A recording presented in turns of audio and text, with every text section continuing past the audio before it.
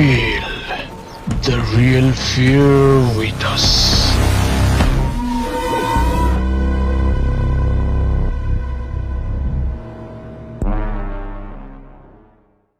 প্রিয় লিসেনার্স, আসসালামু আলাইকুম। Feel the real fear with us. সত্যিকারের ভয়ের অনুভূতি পেতে আফনান দ্য হরর ওয়ার্ল্ডের সাথেই থাকুন। দেশ ও দেশের বাইরে যেখান থেকে আফনান দ্য হরর ওয়ার্ল্ডের আজকের হরর নাইটের 103তম আয়োজনের সাথে যুক্ত হচ্ছেন বা পরবর্তীতে হবেন, সকলকে জানাচ্ছি শুভেচ্ছা ও ভালোবাসা। আশা করি সবাই ভালো আছেন, সুস্থ আছেন। প্রিয় লিসেনার্স, আজকে একটি গুরুত্বপূর্ণ মেসেজ বা অ্যানাউন্সমেন্ট আমরা দিতে চাচ্ছি। সেটা হচ্ছে যে অমীমাংসিত রহস্য, যেটা আমরা অনেক দিন ধরেই রেগুলারই প্রচার করেছি, মাঝখানে আমরা এটা কিছুদিনের জন্য বন্ধ রেখেছি। আমরা অমীমাংসিত রহস্যের জায়গায় নতুন করে অন্য আরেকটি রেগুলার এপিসোড চালু করেছি, যেটায় আপনাদের পাঠানো ঘটনাগুলো আমরা প্রতিনিয়ত প্রচার করে যাচ্ছি।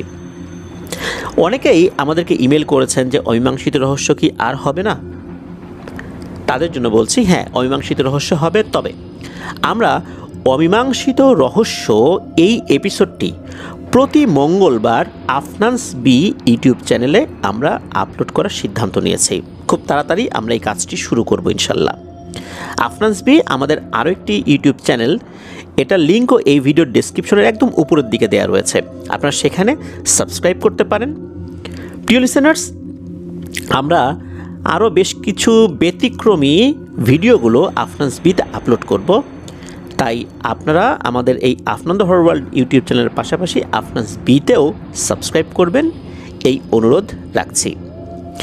আজকের এই এপিসোডে আপনাদের পাঠানো 4টি ঘটনা নিয়ে হাজির হয়েছে। আশা করছি ঘটনাগুলো আপনাদের ভয়ের শিহরণ জাগাতে সক্ষম হবে ইনশাল্লাহ। আপনাদের জানা বা আপনাদের সাথে ঘটে যাওয়া সত্য ভয়ের ঘটনাগুলো আমাদেরকে লিখে বা রেকর্ড করে Afnan the horror world BD@gmail.com এই ইমেল অ্যাড্রেসে ইমেল করতে পারেন।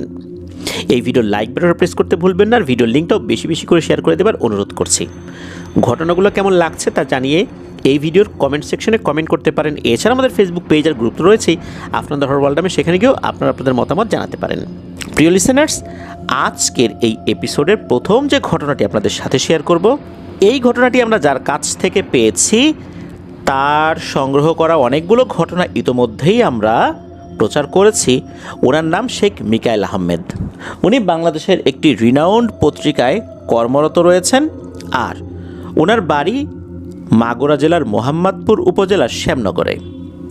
উনি এর আগে ড্রাইভার আব্দুল হান্নান ভাইয়ের কাছ থেকে সংগ্রহ করা কিন্তু ভয়ের ঘটনা আমাদেরকে দিয়েছিলেন, আর এবারের ঘটনাটিও ওনার কাছ থেকেই সংগ্রহ করা।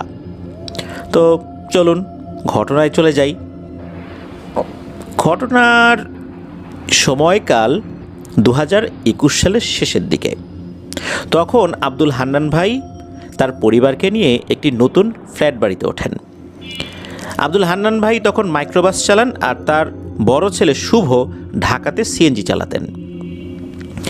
প্রথমত একটা বিষয় বলে রাখি, এই যে ফ্ল্যাটটা, এই ফ্ল্যাট বাড়ি অর্থাৎ এই বিল্ডিংটা আর কি, এটা একটা সময় যখন ছিল না, ওই জায়গাতে টিন শেডের একটা ঘর ছিল, সেই ঘরটা ভেঙে এই বিল্ডিংটা তৈরি করা হয়েছে। সঙ্গত কারণে জায়গাটার বর্ণনা আমরা দিচ্ছি না, তবে এতটুকু বলতে পারছি, সেটা হচ্ছে মুগদার মদিনাবাগের আশেপাশে, অর্থাৎ ঢাকার যে মুগদা এরিয়া রয়েছে, এই মুগদা এরিয়ার ভেতরে কিন্তু মদিনাবাগ নামক একটা জায়গা রয়েছে, এই জায়গার আশেপাশের কোনো একটা জায়গা। আব্দুল হান্নান ভাইয়ের গ্রামের বাড়ি কুমিল্লা জেলায়। আব্দুল হান্নান ভাই ঢাকার মুগদার এই মদিনাবাগের আশেপাশে যখন পরিবার নিয়ে থাকা শুরু করলেন, তখন এই যে এই ফ্ল্যাটটাতে ওঠেন।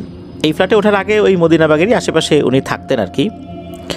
ওনার পরিবারের সদস্যর মধ্যে উনি, ওনার স্ত্রী, 2 ছেলে 1 মেয়ে, আর ওনার মা, তো সবাই মিলেই তো এই ফ্ল্যাটে উঠেছেন। যেই বাসাতে উনি উঠেছেন সেই রুমটার বর্ণনা একটু দেই। 3টা রুমের ভেতর মাঝের দিকে ডাইনিং রুম রয়েছে। এই রুমটাতে আবার তখন ওনারা খাঁচায় কবুতর এবং পাখি পালতেন। 2 পাশে 2টা ড্রয়িং রুমের মতো স্পেস রয়েছে, বেশ ভালোই বড় স্পেস ছিল। আর বেডরুম তো রয়েছেই। এক রুমে উনি আর ওনার স্ত্রী থাকতেন, আর এক রুমে ওনার মা, 2 ছেলে আর 1 মেয়ে থাকতো। আর দাদির সাথে আসলে ওই সময়ে ওনারা বিশেষ করে যে বাচ্চা কাচ্চারা থাকতো, কারণ ওরা তো তখনও বড় হয় নাই, ছোট ছোট আর কি। ওনার বড় ছেলের বয়স তখন 16 বছর, ছোট ছেলের বয়স 8 বছর, আর যে মেয়েটা তার বয়স 2 থেকে 3 বছরের মধ্যে ছিল আর কি ওই সময়। এই আব্দুল হান্নান ভাই আর ওনার বড় ছেলে কাজের কারণে ম্যাক্সিমাম সময় তো বাইরে থাকতেন। নতুন বাড়িতে ওঠার পর একদিন ওনার ছোট ছেলে, তার নাম হচ্ছে আলী, দুপুর 12টার পর বাচ্চাদের ফুটবল যেটা থাকে আর কি, আমরা অনেক সময় কিনে দেই এই ধরনের ফুটবল আর কি, তো এটা নিয়ে খেলা করছিল ঘরের ভিতরে। যেহেতু ঘরটা বড় ছিল তো খেলার জন্য বেশ পারফেক্ট ছিল বাচ্চাদের জন্য ওই ঘরটা, তো এক রুম থেকে আর এক রুমে যাওয়া যেত খুব অনায়াসেই। ফুটবল খেলতে খেলতে একটা পর্যায়ে ওনাদের ঘরের মাঝের যেই ডাইনিং স্পেসটা, সেই রুমেও কিন্তু একটা খাট পাতা ছিল আর কি। বলটা কি হয়েছে, ওই খাটের নিচে চলে গিয়েছে। ওনার ছোট ছেলে যখনই বলটা আনতে যাবে, খাটের নিচে যখন উকি দিয়েছে, তখনই দেখতে পায় তার বয়সী একটা বাচ্চাটার শরীরে কোনো কাপড় চোপড় নাই, ওই খাটের নিচে আছে, আর চোখ দুটো বড় বড় করে ওনার যে ছোট ছেলে তার দিকে তাকিয়ে রয়েছে। আর তার চোখ দুটো বেশ বড় বড় তো ছিলই, লাল টকটকেও ছিল। ওনার ছোট ছেলে আলী এটা দেখে মারাত্মক ভয় পেয়ে যান, আর এটা দেখা মাত্রই সেই জোরে করে ও মাগো বলে একটা চিৎকার দিয়ে ওঠেন। তো পাশের ঘর থেকে এই আলীর দাদি, তারপর আলীর মা দৌড়ে চলে আসছেন, এসে আলীকে ধরেছেন, বলে এই কী হয়েছে রে, কী হয়েছে, চিৎকার দিলা কেন বাবা? তখন এই আলী বলে, দেখো দেখো এই খাটের নিচে একটা ছোট ছেলে আমার দিকে কিভাবে যেন বড় বড় লাল চোখ করে তাকাইছিল। সবাই তো সাথে সাথে ওই খাটের নিচে মাথা ঝুঁকে তাকায়, কিন্তু দেখে যে কিছুই নাই। তখন আলীকে সবাই সান্ত্বনা দিয়ে বলে, ও কিছু না বাবা, তুমি হয়তো বা মনের ভুলে এটা দেখেছো, ভয় পেয়েছো, নতুন জায়গা তো এরকম মনের ভুল হতেই পারে। এরপর এই যে আব্দুল হান্নান ভাই যখন বাসায় ফেরত আসেন, তার বড় ছেলে বাসায় আসছে, তারাও এটা শুনেছেন। এটা শোনার পর আসলে ওনারা ওইভাবে পাত্তা দেন নাই, অনেকটা হেসেই উড়িয়ে দিয়েছিলেন। ছোট বাচ্চা কাচ্চা হয়তো বা কী থেকে কী দেখেছে, এরকম কারণে হয়তো বা এরকম করেছে, ভয় তো পেতেই পারে, চোখের ভুল হতে পারে, হুটহাট করে এরকম দেখেছে, দিনের বেলা এরকম হওয়ার তো কোনো কারণ নাই, এরকমই চিন্তা করেছে আর কি। এরপরে 2-3 দিন চলে যায়, সবাই বুঝতে না পারলেও ওনার ছোট ছেলে আলী এই অবয়বের উপস্থিতি টের পেত মাঝে মধ্যে। 3-4 দিন পর এই আব্দুল হান্নান ভাইয়ের বড় ছেলে শুভ সিএনজি চালানো শেষ করে বাড়িতে এসেছে। তখন দুপুর 12:30টার আশেপাশে আর কি বাজে, একটু বিশ্রাম নেওয়ার জন্য আসে, অনেক সকালবেলা বের হয়েছিল তো ডাইনিং রুমে এসে খাটের উপর শুয়ে পড়ে। বেশ কিছুক্ষণ পর বড় ছেলের যখন একটু ঘুম ঘুম ভাব এসেছে, ঠিক তখনই ঘটল ভয়ঙ্কর একটি ঘটনা। ওনার বড় ছেলে ঘুমের ঘরে দেখতে পায় সেই বিবস্ত্র ছোট বাচ্চার অবয়বটা। এই অবয়বটা ওনার বড় ছেলের বুকের উপর বসে গলা চেপে ধরেছে, যেভাবে অনেক সময় বোবায় ধরলে আমরা কথা বলতে পারি না, এরকম হয়েছে আর কি। প্রথমত এই অবয়বের হাত থেকে ছুটতে এই শুভর বেশ বেগ পেতে হয়েছিল। পরবর্তীতে আল্লাহু আকবার বলে জোরে একটা চিৎকার দিয়েছে, তারপর এই অবয়বটিকে জোরে একটা ঝাড়ি দিয়ে ফেলে দিয়েছে। তারপর ডাইনিং রুম থেকে একটা দৌড় দিয়ে বের হয়ে চলে যায় অন্য রুমে। তখন বাসায় থাকা সবাইকে সে হাঁপাতে হাঁপাতে বলছে যে এই ঘটনা ঘটছে আমার সাথে। তখন উপস্থিত সবাই বড় ছেলের মুখ থেকে ঘটনাটি শোনার পর একটু ভীত সন্ত্রস্ত হয়ে যায়। ভীত সন্ত্রস্ত হওয়ার কারণও ছিল, কারণ এ তো আর ছোট না, আলী তো ছোট, কিন্তু শুভ তো বড়।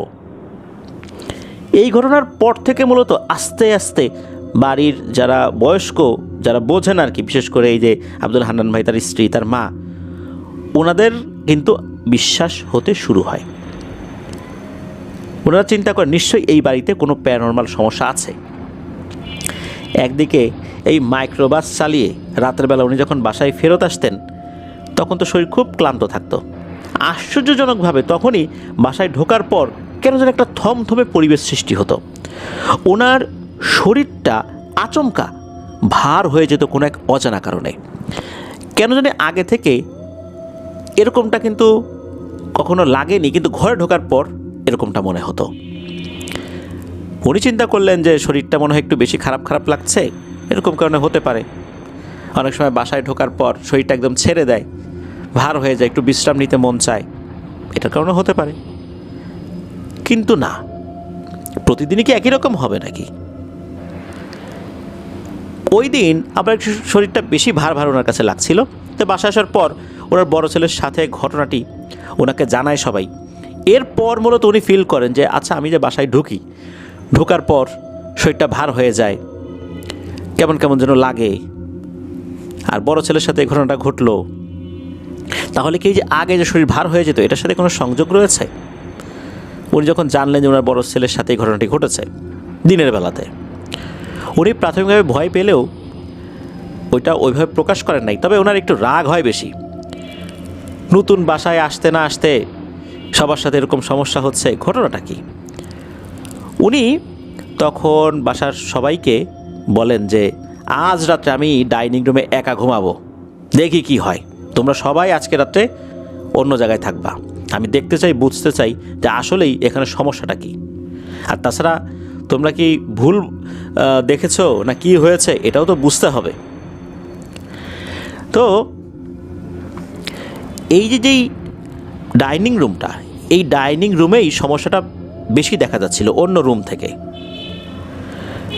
এদিকে আব্দুল হান্নান ভাই ওই রাত্রে এই অশুভ শক্তির সাথে মোলাকাত করার জন্য প্রস্তুতি নিচ্ছেন। উনি আসলে নিজেও বুঝতে পারেন নাই যে কোন একটা বিষয়ের সাথে উনি নিজেকে জড়িয়ে ফেলছেন। যাই হোক, উনি তো রাতের বেলা খাওয়া দাওয়া শেষ করে এক প্যাকেট সিগারেট সাথে নিয়ে রাত 12টার পরে ঘুমোতে গিয়েছেন ওই ডাইনিং রুমে। অন্য রুমে ওনার পরিবারের সবাইকে পাঠিয়ে দিয়েছেন।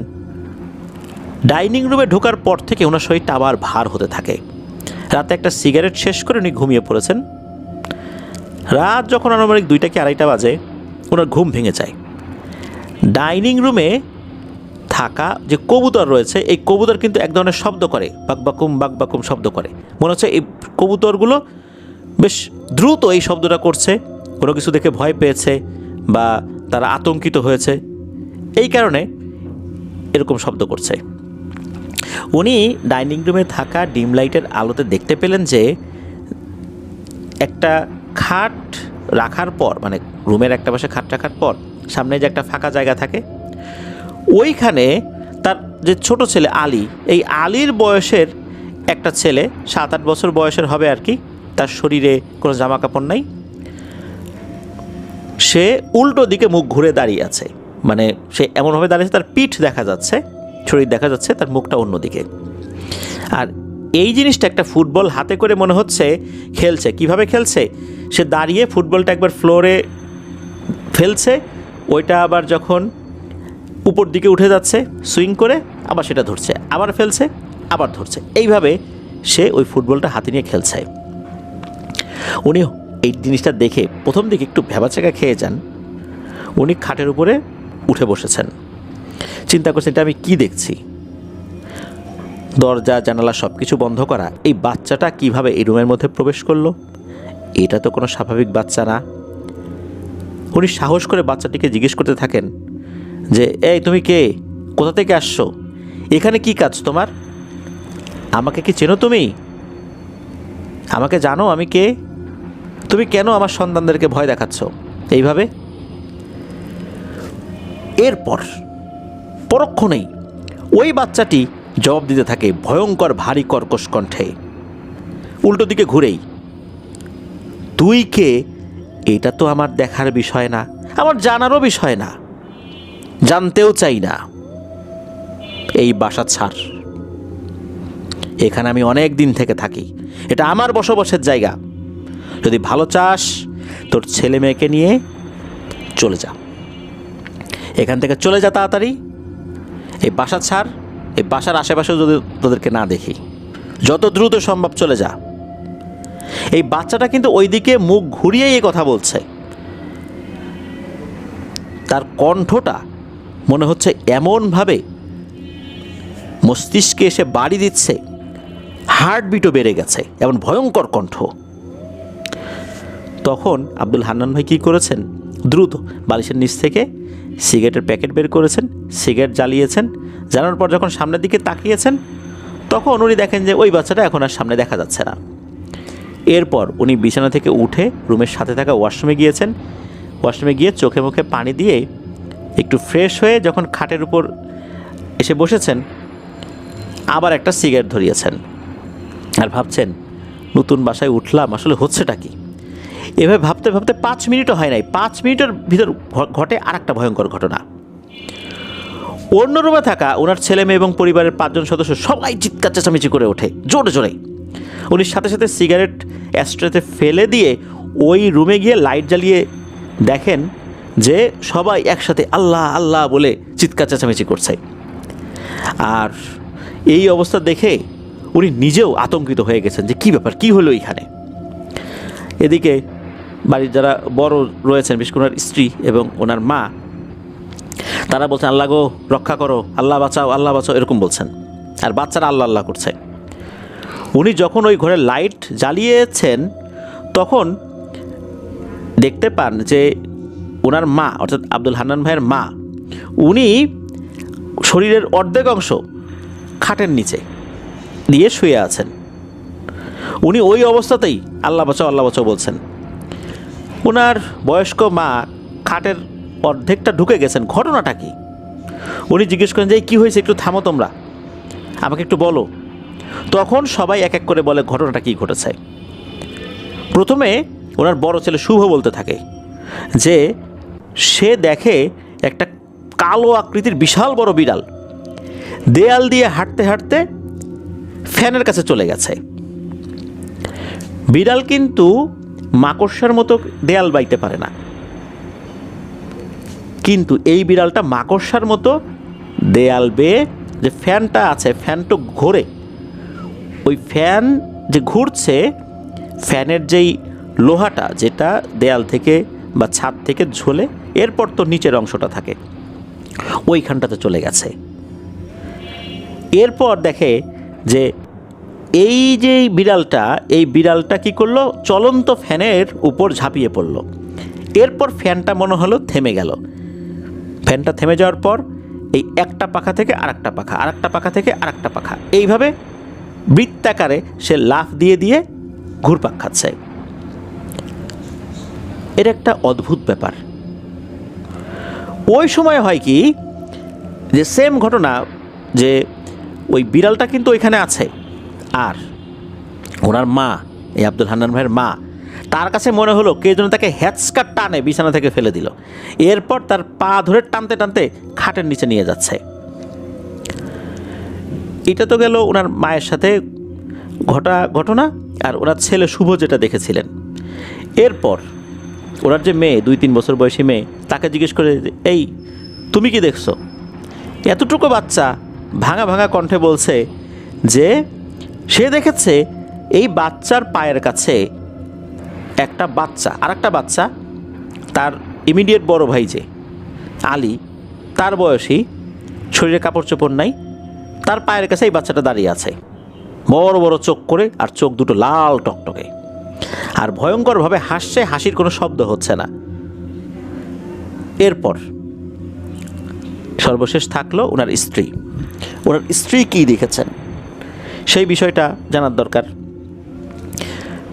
ওনার স্ত্রী বলছেন যে ওই নাকি ঘরের দরজায় 3 বার জোরে জোরে টোকা দেওয়ার শব্দ পেয়েছেন। স্পষ্টভাবে উনি শুনতে পেয়েছিলেন যে এই টোকাটা কেউ দিচ্ছে। এটা ঘুমের ঘোরে যে উনি শুনেছেন বিষয়টা এরকম না। উনি আসলে বুঝতে পারছেন না ঘটনাটা কি। একই সাথে কিন্তু ঘটনা ঘটছে, অর্থাৎ একই সাথে এই হান্নান ভাইয়ের মাকে আস্তে আস্তে টানতে টানতে খাটের নিচে নিয়ে যাচ্ছে। হান্নান ভাইয়ের বড় ছেলে শুভ, সে দেখছে একটা বিড়াল ফ্যানের এক পাখা থেকে আরেক পাখা লাফিয়ে লাফিয়ে যাচ্ছে।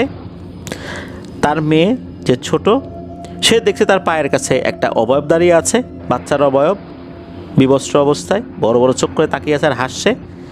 আর এই যেই দরজার টোকার শব্দ, এই শব্দটা শুনেছেন শুধু ওনার স্ত্রী।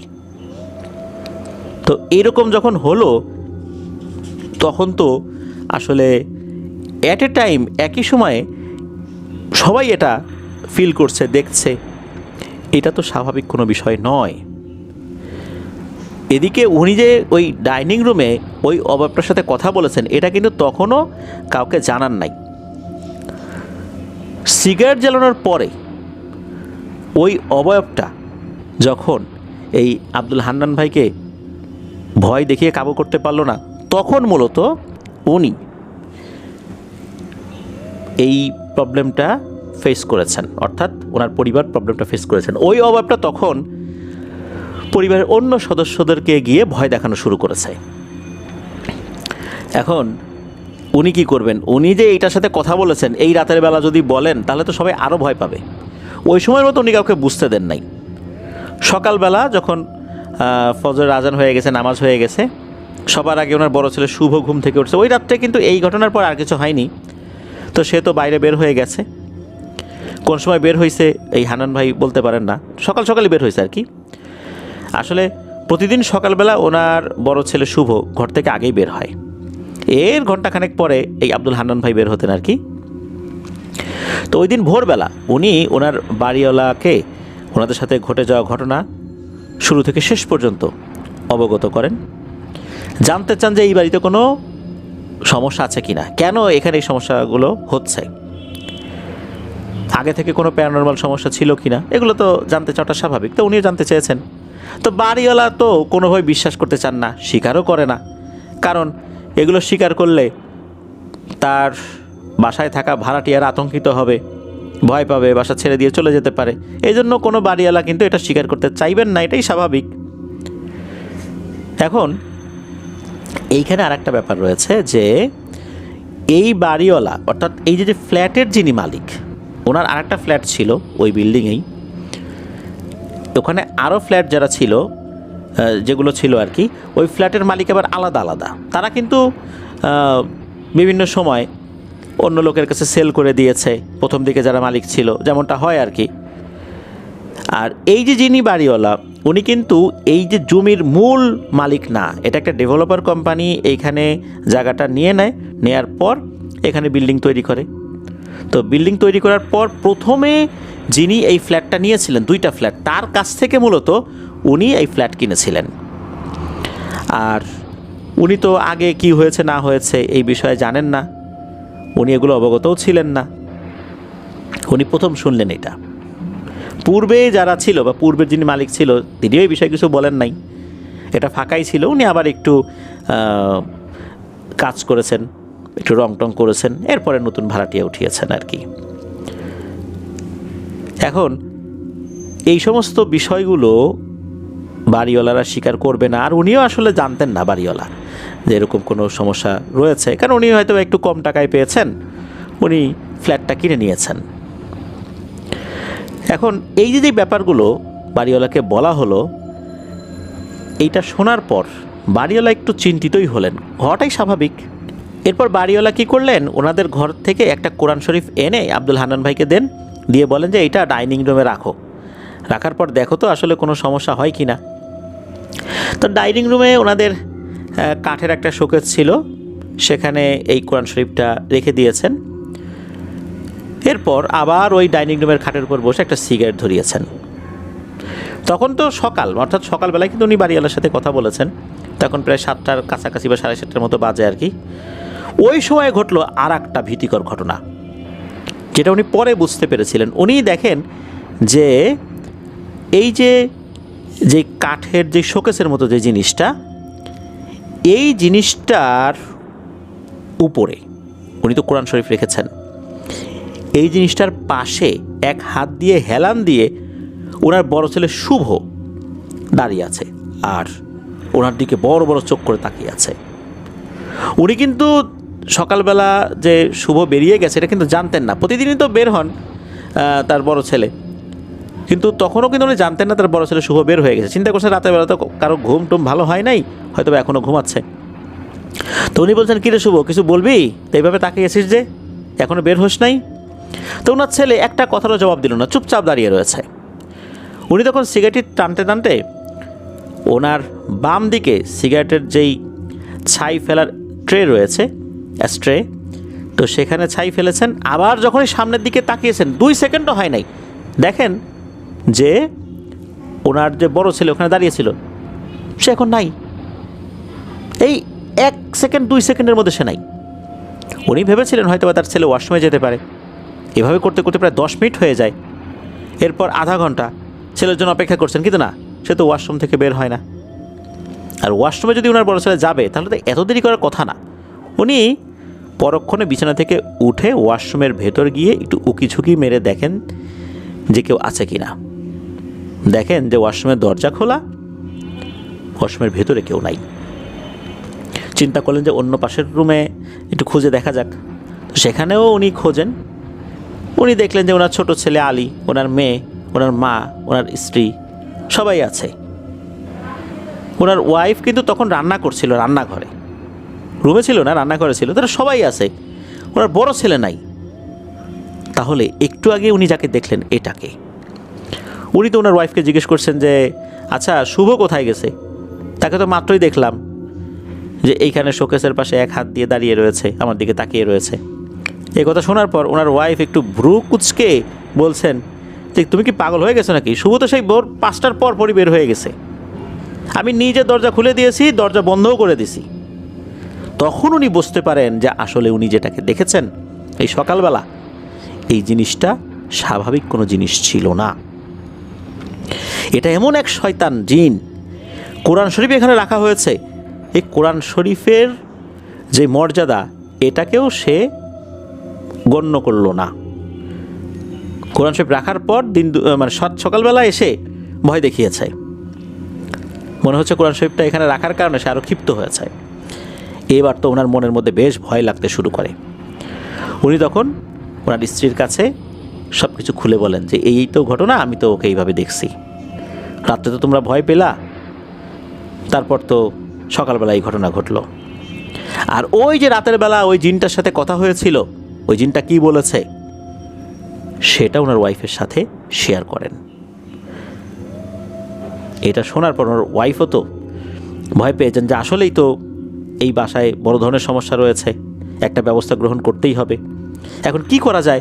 ওই দিন আর আব্দুল হান্নান ভাই গাড়ি চালাতে যান নাই। উনি তো থাকতেন মুগদার মদিনাবাগের ওইখানে। তো ওইখানে একটা স্থানীয় কবিরাজ ছিল। তো এখন আসেন কি না সেই কবিরাজ আব্দুল হান্নান ভাই বলতে পারেন না। তো এলাকার লোকদের কাছ থেকে খবর নিয়ে তার বাসার ঠিকানা নিয়ে সেই কবিরাজের কাছে যান। তার কাছে গিয়ে শুরু থেকে শেষ পর্যন্ত সব ঘটনা খুলে বলেন। কবিরাজ সেদিন ফ্রি থাকার কারণে ওনার সাথে এই বাসায় চলে আসেন। কবিরাজ বাসায় আসার পর ঘটে অবাক করার মতো একটা ঘটনা। ওনাদের ঘরের ভিতর কিন্তু কবিরাজ ঢুকতে পারে নাই কোনোভাবেই। তখন কবিরাজ যখন এক পা দিয়েছে, আর এক পা ঘরের বাইরে, দ্বিতীয় কদম আর কি ঘরের ভিতরে ফেলবে, কিন্তু মনে হচ্ছে উনি আর দ্বিতীয় কদম ঘরের মধ্যে ফেলতে পারছেন না, সামনের পাও আর আগাতে পারছেন না। মনে হচ্ছে ঘরের ভেতরে থাকা কোনো একটা অদৃশ্য শক্তি কবিরাজকে ধাক্কা দিয়ে বের করে দিচ্ছে। কবিরাজ এমত অবস্থায় বিড় করে কিছু রিচুয়াল করতে থাকে, কিন্তু কোনোভাবে কাজ হচ্ছে না। কবিরাজ ঘরের দরজা থেকে একটা পর্যায়ে বাধ্য হয়েই বাইরে চলে আসেন। ওনাদেরকে বলেন যে, ভাই এভাবে সমাধান হবে না, আমি এই বাড়িতে ঢুকতে পারবো না, বাইরে থেকে কিছু কাজ করার চেষ্টা করছি। তো উনি কিছু তদবির দেন, বলেন যে এই জিনিসগুলা ঘরের এইখানে ঘরের দরজা জানালা এই জায়গাগুলোতে রাখবেন, কালো সুতা দিয়ে বেঁধে রাখবেন, এরকম কিছু বিষয় বলেন আর কি। আর এই তদবিরটা আসলে কতটুকু কাজ করবে এই বিষয়েও আসলে কবিরাজ নিশ্চিত ছিলেন না। উনি বলেন, এখানে যেটা আছে সেটা খুবই শক্তিশালী, ভয়ঙ্কর পিশাচ শ্রেণীর একটা জিন। উনি প্রায় 12টা তদবির দিয়েছিলেন 12 জায়গায় রাখার জন্য, কিন্তু এগুলো দিয়ে কোনো কাজই হয় নাই। পরের দিন রাতে ওই অবয়বটা আবার স্বপ্নে আসে। এবার কিন্তু স্বপ্নে এসেছে, বাস্তবে আসে নাই। স্বপ্নে আসার পর আব্দুল হান্নান ভাইকে ভয়ঙ্কর একটা শয়তানি হাসি দিয়ে বলছে, হ্যাঁ আব্দুল হান্নান, এইসব কবিরাজির কেরামতিতে কোনো কাজ হবে না, তোরা এই বাড়ি ছেড়ে চলে যা, এই বাড়িতে আমার আস্তানা। তোদেরকে ভালোই ভালোই বলছি, মনে হয় তোরা বুঝতে পারছিস না, তাই না? জীবনের মায়া থাকলে চলে যা, না হলে এমন ক্ষয়ক্ষতি হয়ে যাবে সারা জীবন কান্নাকাটি করেও সেটা পুষিয়ে নিতে পারবি না। এই বাড়ি থেকে যা, আবারও বলে দিচ্ছি। এইভাবে ভয়ঙ্করভাবে হাসতে হাসতে ঘুমের মধ্যেই ওই অভাবটা অদৃশ্য হয়ে যায়। ওনারও ঘুম ভেঙে যায়। ঘুম থেকে উঠে উনি খুব চিন্তিত মনে একটা সিগারেট জ্বালিয়ে ওয়াশরুমে গিয়েছেন একটু ফ্রেশ হওয়ার জন্য। ওয়াশরুমের ভেন্টিলেটরের উপরের দিকে যখনই ওনার চোখ পড়ে, উনি দেখেন ওই বাচ্চা অবয়বটা ওই ভেন্টিলেটরের ফাঁকা দিয়ে বড় বড় চোখ করে ওনার দিকে তাকিয়ে আছে। আর যেভাবে স্বপ্নের মধ্যে শয়তানি হাসি দিয়েছিল ঠিক সেভাবেই হাসছে, হাসির কোনো শব্দ হচ্ছে না। আর তখন ওই অবয়বটা কর্কশ কণ্ঠে বলে ওঠে, চলে যা বাড়ি ছেড়ে। যখনই এই কথাটা বলেছে মুহূর্তের মধ্যে ওই অবয়বটা ওখান থেকে ভ্যানিশ হয়ে যায়। উনি দ্রুত ওয়াশরুম থেকে বাইরে বের হয়ে আসেন, ওনার স্ত্রীকে ডাক দিয়েছেন, দিয়ে বলেন, এই ওঠো ওঠো, এই ওয়াশরুমের ভিতরে মাত্র আমি ওই অবয়বটাকে দেখছি, স্বপ্নের মধ্যে দেখেই ওয়াশরুমে গেছি, এরপরে দেখেছি সেখানে ওই যে অবয়বটা। ওনার স্ত্রী বলে, এটা তো আর সহ্য করতে পারতেছি না, আমরা এইভাবে চলতে থাকতে আমরা পুরো পরিবার ধরে পাগল হয়ে যাব, বদ্ধ পাগল হয়ে যাব, আমরা সকাল হলেই এই বাড়ি ছেড়ে চলে যাব, এইভাবে থাকা যায় না। আর ওনার স্ত্রী জানান যে ওনার বাবার পরিচিত একজন কবিরাজ আছে, তার শরণাপন্ন হবেন, দেখা যাক সেই কবিরাজ কিছু করতে পারেন কি না। এই আব্দুল হান্নান ভাইয়ের শ্বশুরবাড়ি কিন্তু কুমিল্লা। ওই দিন সকালবেলায় ওনারা ঠিকঠাক মতো খাওয়া দাওয়া করেন নাই, দ্রুত শ্বশুরবাড়ি কুমিল্লাতে চলে যান। গিয়ে আব্দুল হান্নান ভাইয়ের শ্বশুরকে আব্দুল হান্নান ভাই সব কথা খুলে বলেন, শুরু থেকে শেষ পর্যন্ত। ওই সময়ে এই কুমিল্লায় নাম করা একজন কবিরাজ ছিল, তার নাম হচ্ছে হারুন কবিরাজ। যখন ওনার শ্বশুরকে গিয়ে সব কথা খুলে বলেছেন, তো শ্বশুরও তো সেই কবিরাজের কাছে চলে গিয়েছেন। তো কবিরাজ একটু সময় চায়, উনি বলেন যে পরের দিন সবাই যেন কবিরাজের কাছে যান, উনি চেষ্টা করবেন এটার একটা সমাধান করতে, আল্লাহ যদি চান আর কি। তো পরের দিন ওনার শ্বশুর আব্দুল হান্নান ভাইয়ের শ্বশুর ওই হারুন কবিরাজের কাছে যান। হারুন কবিরাজের কাছে যাওয়ার পর কবিরাজ কিছু ভয়ঙ্কর তথ্য দিতে থাকে। হারুন কবিরাজ 7 থেকে 8 মিনিট চোখ বন্ধ করে থেকে এরপর কিছু কথা বলে। এই কথা শোনার পর রীতিমতো ওনাদের ভয়ে কাহিল অবস্থা। কবিরাজ বলেন যে আপনারা যে ফ্ল্যাট বাড়িতে উঠেছেন, এই ফ্ল্যাট বাড়ি তৈরি করার পূর্বে টিন শেডের একটি ঘর ছিল, সেই ঘরে একটি অবিবাহিত মেয়ে বসবাস করত। একটি ছেলে কালো জাদু প্রয়োগ করে ওই মেয়েটাকে বশীকরণ জাদু করেছিল, কিন্তু পরবর্তীতে এই মেয়েটাকে সে আর বিয়ে করেনি। ওই মেয়েটা জাদুতে বশীভূত হয়ে ওই ছেলেটার প্রেম গ্রহণ করে। ওই ছেলেটা সে তার মতো করে মেয়েটার সাথে ঘোরাঘুরি করেছে। একটা পর্যায়ে ওই মেয়েটাও বুঝতে পারে যে সে কি ভুলটা করেছে। লোকলজ্জার ভয়ে ওই টিন শেডের ঘরের ভিতরে গলায় দড়ি নিয়ে মেয়েটা আত্মহত্যা করে। মেয়েটা তখন গার্মেন্টসে চাকরি করত। মেয়েটা নাকি তখন অন্তঃসত্ত্বা ছিল। তার মৃত্যুর পর মূলত এখানে খুবই শক্তিশালী দুষ্টু পিশাচ জিন ওই বাড়িতে আস্তানা গাড়ে। আর এখানে আস্তানা গাড়ার পিছনে অন্যতম কারণ হচ্ছে এখানে একটা অপমৃত্যু হয়েছে, এখানে তারা আস্তানা গেলে জাদুবিদ্যার প্রয়োগ করছে। এই পিশাচগুলো ওই মেয়েটার গর্ভে থাকা সন্তানকে বলি হিসাবে গ্রহণ করে। যেহেতু ওই মেয়েটার গর্ভে থাকা সন্তানের যে পিতা সে তো আসলে স্বীকৃতি দেয়নি, এই জন্য অবৈধ সন্তান হিসাবে এই বাচ্চাটাকে পেটের ভিতরেই বলি হিসাবে গ্রহণ করে। আর এই মেয়েটা তো আত্মহত্যা করেছিল। আত্মহত্যা করার কিছুক্ষণ আগে মূলত পেটের ভিতরেই ওই বাচ্চাটাকে মেরে ফেলে নাকি। এরপর ওইখানে তাদের কালো জাদুর চর্চা শুরু হয়েছে। এটা আসলে থামানোর কোনো সুযোগ নাই। এটা খুবই শক্তিশালী ইফরিত শ্রেণীর জিনগুলো এখানে আস্তানা গেড়েছে। কোনোভাবেই এদেরকে এখান থেকে তাড়ানো সম্ভব হবে না। সমাধান একটাই, যত দ্রুত সম্ভব ওই বাসা ছেড়ে চলে যেতে হবে। টাকা পয়সার চিন্তা করা যাবে না যে অ্যাডভান্স কি আছে না আছে, মালিককে অ্যাডভান্স দেওয়া হয়েছে, এসব চিন্তা করা যাবে না। বেঁচে থাকলে টাকা পয়সা অনেক উপার্জন করা যাবে আল্লাহ চাইলে, কিন্তু দ্রুত এই বাসা ছেড়ে দিতে হবে, তাহলে অনেক বড় ধরনের ক্ষয়ক্ষতি হতে পারে। এরা যে এখনও ভদ্রভাবে বলেছে এটাই বেশি, এরা এত ভদ্রভাবে কথা বলে না।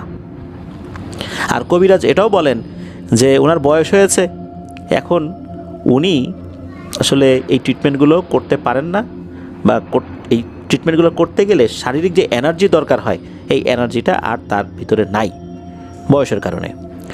উনি ওনার কাছে থাকা মুখবির জিন যারা সংবাদ সংগ্রহ করে তাদের মাধ্যমে এই তথ্যগুলো জানতে পেরেছেন। তো এই সমস্ত তথ্য যখন আব্দুল হান্নান ভাই জানলেন, উনি খুবই চিন্তিত হয়ে পড়লেন, কারণ ঢাকাতে তো হুট করে বাসা চেঞ্জ করা কষ্টকর এবং ব্যয়বহুলও বটে। তবে ঢাকাতে আসার পূর্বে কিছু পানি পড়া, আগরবাতি, তেল পড়া এই সমস্ত জিনিস দিয়ে দিয়েছিলেন ওই কবিরাজ। বলেছেন যে নতুন বাসায় ওঠার আগ পর্যন্ত এগুলো ব্যবহার করতে, পানিটা ছেটাতে, পানি যেন ওনারা গোসল করার সময় ওই গোসলের পানিতে মিশিয়ে নেন, তেলগুলো ওনারা ব্যবহার করেন, মালিশ করেন শরীরে। তবে এটা খুবই অল্প সময়ের জন্য, এটা কিন্তু আসলে দীর্ঘমেয়াদে কাজ করবেন না। আর এটাও বলে দেন যে এই ঘরের লোকজন ঠিকঠাক মতো নামাজ পড়েন না, 5 ওয়াক্ত ইরেগুলার আর কি, সবাই যেন 5 ওয়াক্ত নামাজ কালাম পড়েন আর কোরআন তেলাওয়াত করেন। সাময়িকভাবে এটা থেকে দূরে থাকা যাবে, তবে বেশিক্ষণ না। আল্লাহর রহমতে অল্প কয়েকদিনের মধ্যে একটা ভালোবাসা পেয়েও যান, ওই বাসাটা ছেড়ে দেন। তো বাড়ি ছাড়ার পূর্বে বাড়িওয়ালা উনি জানতে পেরেছিলেন আব্দুল হান্নান ভাইয়ের কাছ থেকে। তবে একটা পর্যায়ে এসে বাড়িওয়ালা স্বীকার করেন, যে শুরুর দিকে উনি অস্বীকার করলেও উনি একটা পর্যায়ে স্বীকার করেন যে হ্যাঁ আসলে এই ধরনের একটা সমস্যার কথা উনি শুনেছিলেন, যে এখানে আগে যে ভাড়াটিয়া ছিল তিনিও এই ধরনের কিছু প্রবলেম ফেস করেছিলেন, উনিও বাসা ছেড়ে দিয়েছেন, তবে উনি এটা বিশ্বাস করেন নাই। আর এই সমস্ত কথাবার্তা তো আসলে কোনো বাড়িওয়ালা বলবে না, এটাই স্বাভাবিক।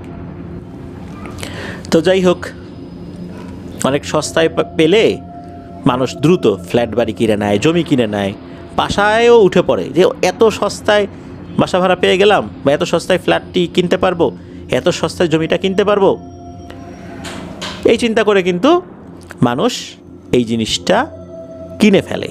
কিন্তু আসলে কি সেগুলো ভালো হয়? মোটেও না। হান্নান ভাই মদিনাবাগের খালপাড়ের অপর সাইডে ওনারা আবার উঠেছিলেন 2022 সালের শুরুর দিকে।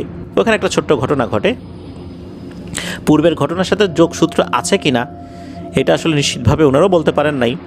যে ওনারা যখন নতুন বাড়িতে উঠেছেন, একদিন রাত্রে উনি ওনার ওয়াইফ ঘুমিয়ে আছেন। একটু বলে রাখা ভালো যে ওনারা যখন ঘুমাতেন ওই খাটের নিচে সবসময় 2টা বালিশ নিয়ে ঘুমানোর অভ্যাস ছিল আগে থেকেই। খাটের নিচে বলতে উনি এই যে আব্দুল হান্নান ভাই খাটের উপরে না ঘুমিয়ে নিচে ঘুমাতেন, আর 2টা বালিশ নিয়ে উনি ওনার ওয়াইফ ঘুমাতেন, উপরে বাচ্চা কাচ্চা ঘুমাতো। তো ঘুমের ঘরে দেখতে পাচ্ছেন যে রাত 2টা কি আড়াইটা বাজবে আর কি আনুমানিক, একটা কালো লোমশ অবয় বড় বড় চোখ করে ওনাকে এসে জাপটে ধরেছে। এদিকে উনি আবার শুনতে পাচ্ছেন যে ঘরের একটা জায়গার পাশে আর কি, যেখানে ময়লা আবর্জনা ফেলা হয়, ওইখানে একটা মেয়ের কান্নার আওয়াজ ভেসে আসছে। আব্দুল হান্নান ভাই বলেছেন যে উনি যখন ঘুমান কখনোই নাকি ঘুমের ভেতরেও উনি যখন লুঙ্গি পরে ঘুমান, ওনার লুঙ্গি কখনো হাঁটুর উপরে ওঠে না। কিন্তু তখন মনে হয়েছিল ওনার লুঙ্গিটা হাঁটুর উপরে উঠে গেছে। উনি ঘুমের ভেতরে চেষ্টা করছেন যে হাঁটুর উপরে লুঙ্গিটা উঠে গেছে, লুঙ্গিটা আবার হাঁটুর নিচে নামিয়ে। অনেক সময় কিন্তু আমরা ঘুমের ভেতরেই কাপড় চোপড় ঠিক করি, তো উনি বোবায় ধরলেও মানে ওইভাবে যে নড়াচড়া করতে পারছেন না বিষয়টা এরকম না। উনি চিন্তা করেন যে একটু কাপড় চোপড় আমি ঠিক করি।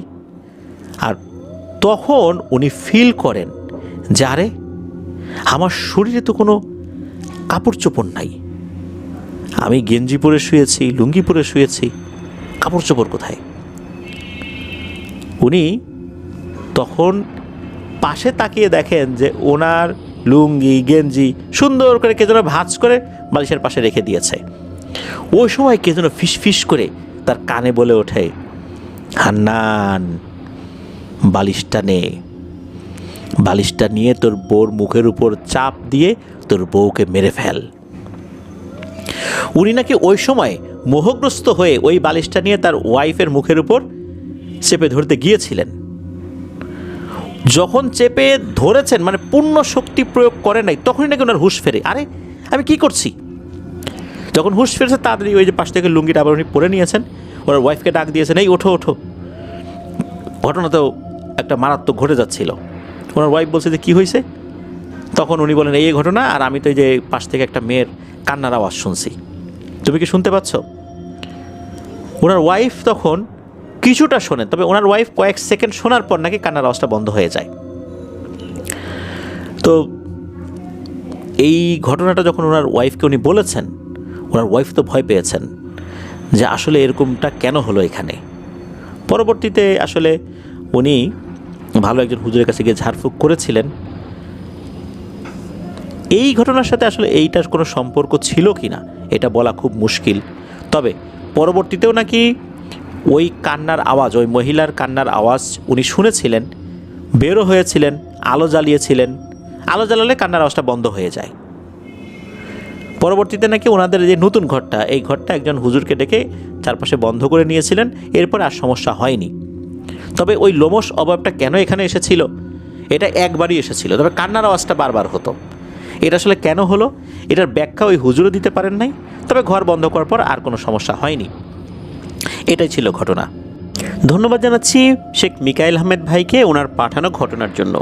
প্রিয় লিসেনার্স, চলুন চলে যাব আজকের হরর নাইটের 103তম আয়োজনের দ্বিতীয় ঘটনায়।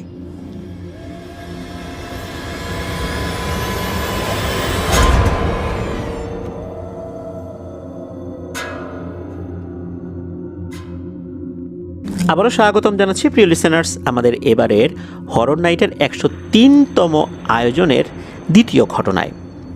এখন যার ঘটনা আমরা আপনাদের সাথে শেয়ার করব, উনি একজন রেমিটেন্স যোদ্ধা ভাই। ওনার নাম রিয়াদ মোহাম্মদ। উনি বর্তমানে রয়েছেন দক্ষিণ আফ্রিকাতে।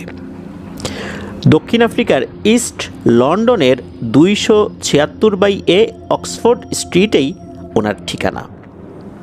চলুন ওনার পাঠানো ঘটনা শুরু করি। উনি জানিয়েছেন উনি প্রায় 17 বছর যাবৎ সাউথ আফ্রিকাতে রয়েছেন। ওনার দেশের বাড়ি নারায়ণগঞ্জের সৈয়দপুরে। তো উনি যে ঘটনাটি পাঠিয়েছেন, ঘটনাটি বেশ রহস্যময়, আর শেষ দিকে এসে একটি মর্মান্তিক ঘটনাও রয়েছে। দক্ষিণ আফ্রিকাতে উনি মূলত গিয়েছিলেন ওনার মামার মাধ্যমে 2009 সালের মার্চ মাসে। মামার ওখানে ব্যবসা বাণিজ্য ছিল, সেই সুবাদেই মূলত এই রিয়াদ ভাইয়ের আসা হয়েছে। কয়েক বছর ব্যবসা বাণিজ্য করার পর ওনারা ব্যবসা বাণিজ্য করতে একটা অনিচ্ছা ভাব ফিল করেন। কেননা এই সাউথ আফ্রিকাতে অনেক চুরি ডাকাতি হয়, বিশেষ করে যারা ব্যবসায়ী থাকেন, বিভিন্ন দোকানপাট যাদের থাকে আর কি, ওনারা অনেক সময় চুরি ডাকাতির শিকার হন, কিডন্যাপের শিকার হন। কেননা ওখানে দেখা যাচ্ছে বেশ কিছু সন্ত্রাসী ব্যক্তিবর্গ তারা হাতে অস্ত্র নিয়ে দোকানে ঢুকে পড়ে, দোকানে ঢুকে মালামাল লুট করে, ক্যাশ বক্স থেকে টাকা পয়সা নিয়ে যায়, বাধা দিলে গুলি করে মানুষ মেরেও ফেলে। স্পেশালি সেখানে থাকা যারা কৃষ্ণাঙ্গ তারা এই কাজগুলো বেশি করে। অনেক প্রবাসী এই কৃষ্ণাঙ্গদের হাতে মারা যাচ্ছে, এটা কিন্তু এখনও হয়। রিয়াদ ভাইয়ের মামা কৃষ্ণাঙ্গদের হাতে এভাবেই মারা গিয়েছিল। আর প্রবাসীরা যখন এই কিডন্যাপিংয়ের শিকার হয়, যখন কৃষ্ণাঙ্গরা কিডন্যাপ করে নিয়ে যায়, তখন তারা নাকি মোটা অঙ্কের টাকা দাবি করে বসে, টাকা না দিলে মেরে ফেলে। এভাবে কিন্তু সেখানে অনেক ঘটনা ঘটেছে, এখনও ঘটে। মূলত এই সমস্ত কারণেই ব্যবসা বাণিজ্যের প্রতি একটা সময় আগ্রহ হারিয়ে ফেলেন রিয়াদ ভাই। অন্য একটা চাকরি খুঁজতে শুরু করেন। এরপর একটি চাকরি পেয়েও যান। উনি যেই প্রতিষ্ঠানে চাকরি করেন, অনেকেই সেই প্রতিষ্ঠানকে হয়তোবা চিনবেন যারা সাউথ আফ্রিকায় থাকেন বা সাউথ আফ্রিকার সাথে যাদের ব্যবসা বাণিজ্য রয়েছে। সেই প্রতিষ্ঠানটার নাম হচ্ছে hello group. Money exchange, banking, এই রিলেটেড কাজ এই হ্যালো গ্রুপ করে থাকে। উনি ওই কোম্পানিতে ফিল্ড এজেন্ট হিসাবে চাকরিটা নিয়েছিলেন। ওনার কাজ ছিল মূলত বিভিন্ন প্রবাসী ভাই যারা সাউথ আফ্রিকাতে রয়েছেন তাদের দিয়ে অ্যাকাউন্ট খোলানো, লোকাল আফ্রিকানরাও অ্যাকাউন্ট খুলতো, আবার দেখা যাচ্ছে যে ইউরোপিয়ান যারা আছেন সাউথ আফ্রিকাতে তাদেরকেও অ্যাকাউন্ট খোলাতেন। তো এভাবে এই কাজগুলো করতেন আর কি। আর ওনার যে এরিয়াটা ছিল সেটা হচ্ছে ইস্টার্ন কেপ প্রভিন্স যেটা রয়েছে সেই এরিয়া, ওই এরিয়ার আন্ডারে যতগুলো শহর রয়েছে সেই শহরগুলোতে ওনাকে যেতে হতো, দিন ভাগ করে যেতেন কোন দিন কোন শহরে যাবেন। তো এইভাবেই চলছিল ওনার চাকরির জীবন। এর মাঝে পরিচয় হয় মুন্সিগঞ্জের রিকাবি বাজার এলাকার এক ভাইয়ের সাথে, যার নাম হচ্ছে জিতু। জিতু ভাই সাউথ আফ্রিকাতে ওই সময় এসেছেন আর কি, কয়েক মাস যাবৎ, মানে ওই সময়ের কথা বলছি। উনিও বেশ কিছুদিন ব্যবসা বাণিজ্য করার চেষ্টা করেছেন, কিন্তু ওনার দোকানও চুরি ডাকাতি হয়েছে। বারবার এরকম চুরি ডাকাতি হলে ক্যাপিটাল অর্থাৎ পুঁজি তো আর থাকে না, কীভাবে ব্যবসা বাণিজ্য পরিচালনা করবেন। এই কারণে উনিও একটা সময় ব্যবসা বাণিজ্য করার প্রতি আগ্রহ একদমই হারিয়ে ফেলেন। উনি ওনার দোকানটা বিক্রি করে দেন। এখন উনি ইউরোপের কোনো একটা কান্ট্রিতে যাওয়ার জন্য চেষ্টা চালিয়ে যাচ্ছেন। আর ফ্রি সময় যখন পান আর কি, তখন এই রিয়াদ ভাইয়ের সাথে বের হয়ে যেতেন, ঘুরে বেড়াতে উনি পছন্দ করতেন। আর রিয়াদ ভাই উনিও একজন লোক পেয়ে গেলেন সাথে ঘোরাঘুরি করার জন্য। রিয়াদ ভাই তো উনি ওনার চাকরি করতেন, সাথে একজন লোক থাকলে গল্প গুজব করতেও তো ভালো লাগে। আর জিতু ভাইয়েরও ঘোরাঘুরি খুব পছন্দ।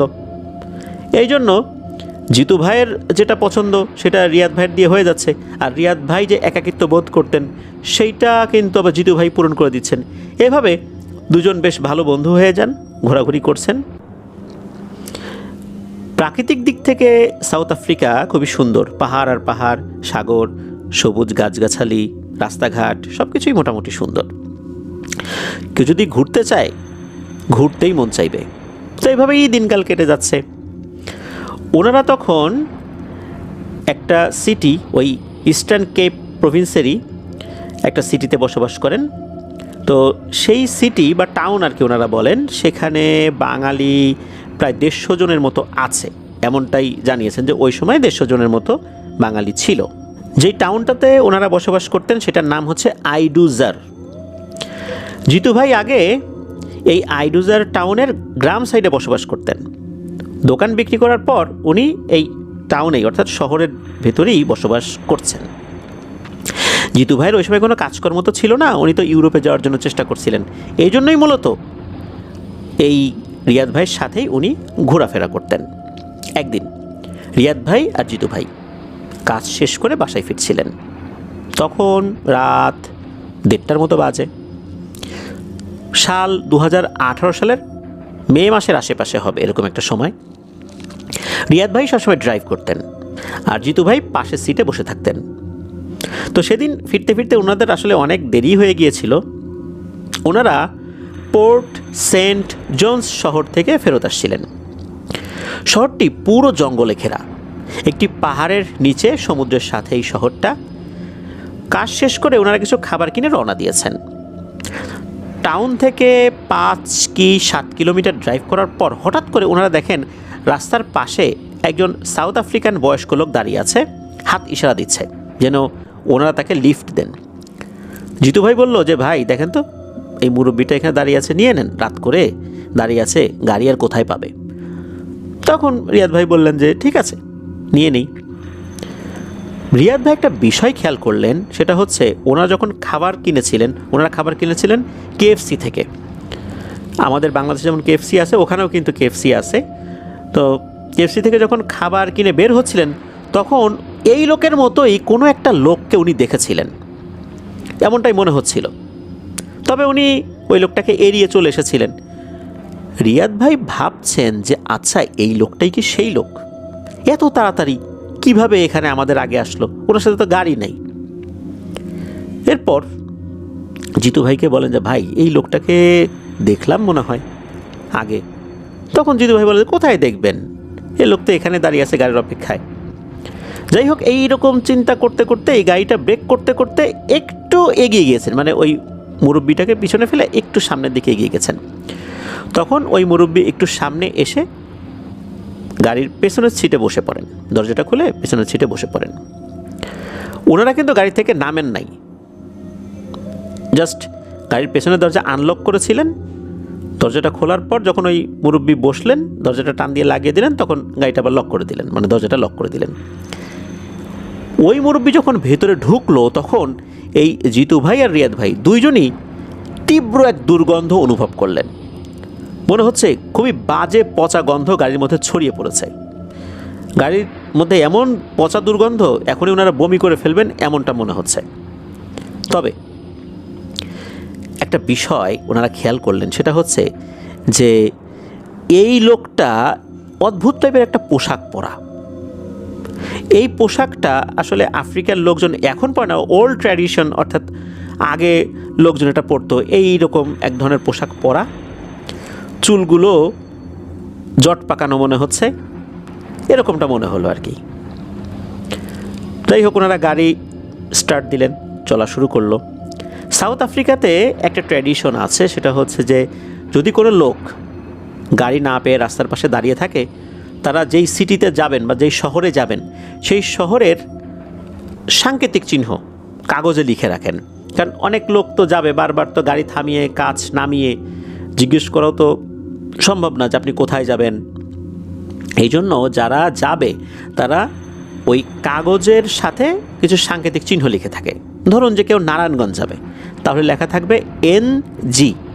কেউ ঢাকা যাবে তাহলে DK, কেউ কুমিল্লা যাবে KM, এভাবে লিখে রাখে আর কি, যাতে করে দূর থেকে বোঝা যায় যে উনি আসলে কোথায় যাবেন। তো যারা ওই জায়গাতে যাবেন বা ওই সিটিতে যাবেন তারা গাড়ি দাঁড় করান, লিফট দেন, ওই লোককে নিয়ে যান।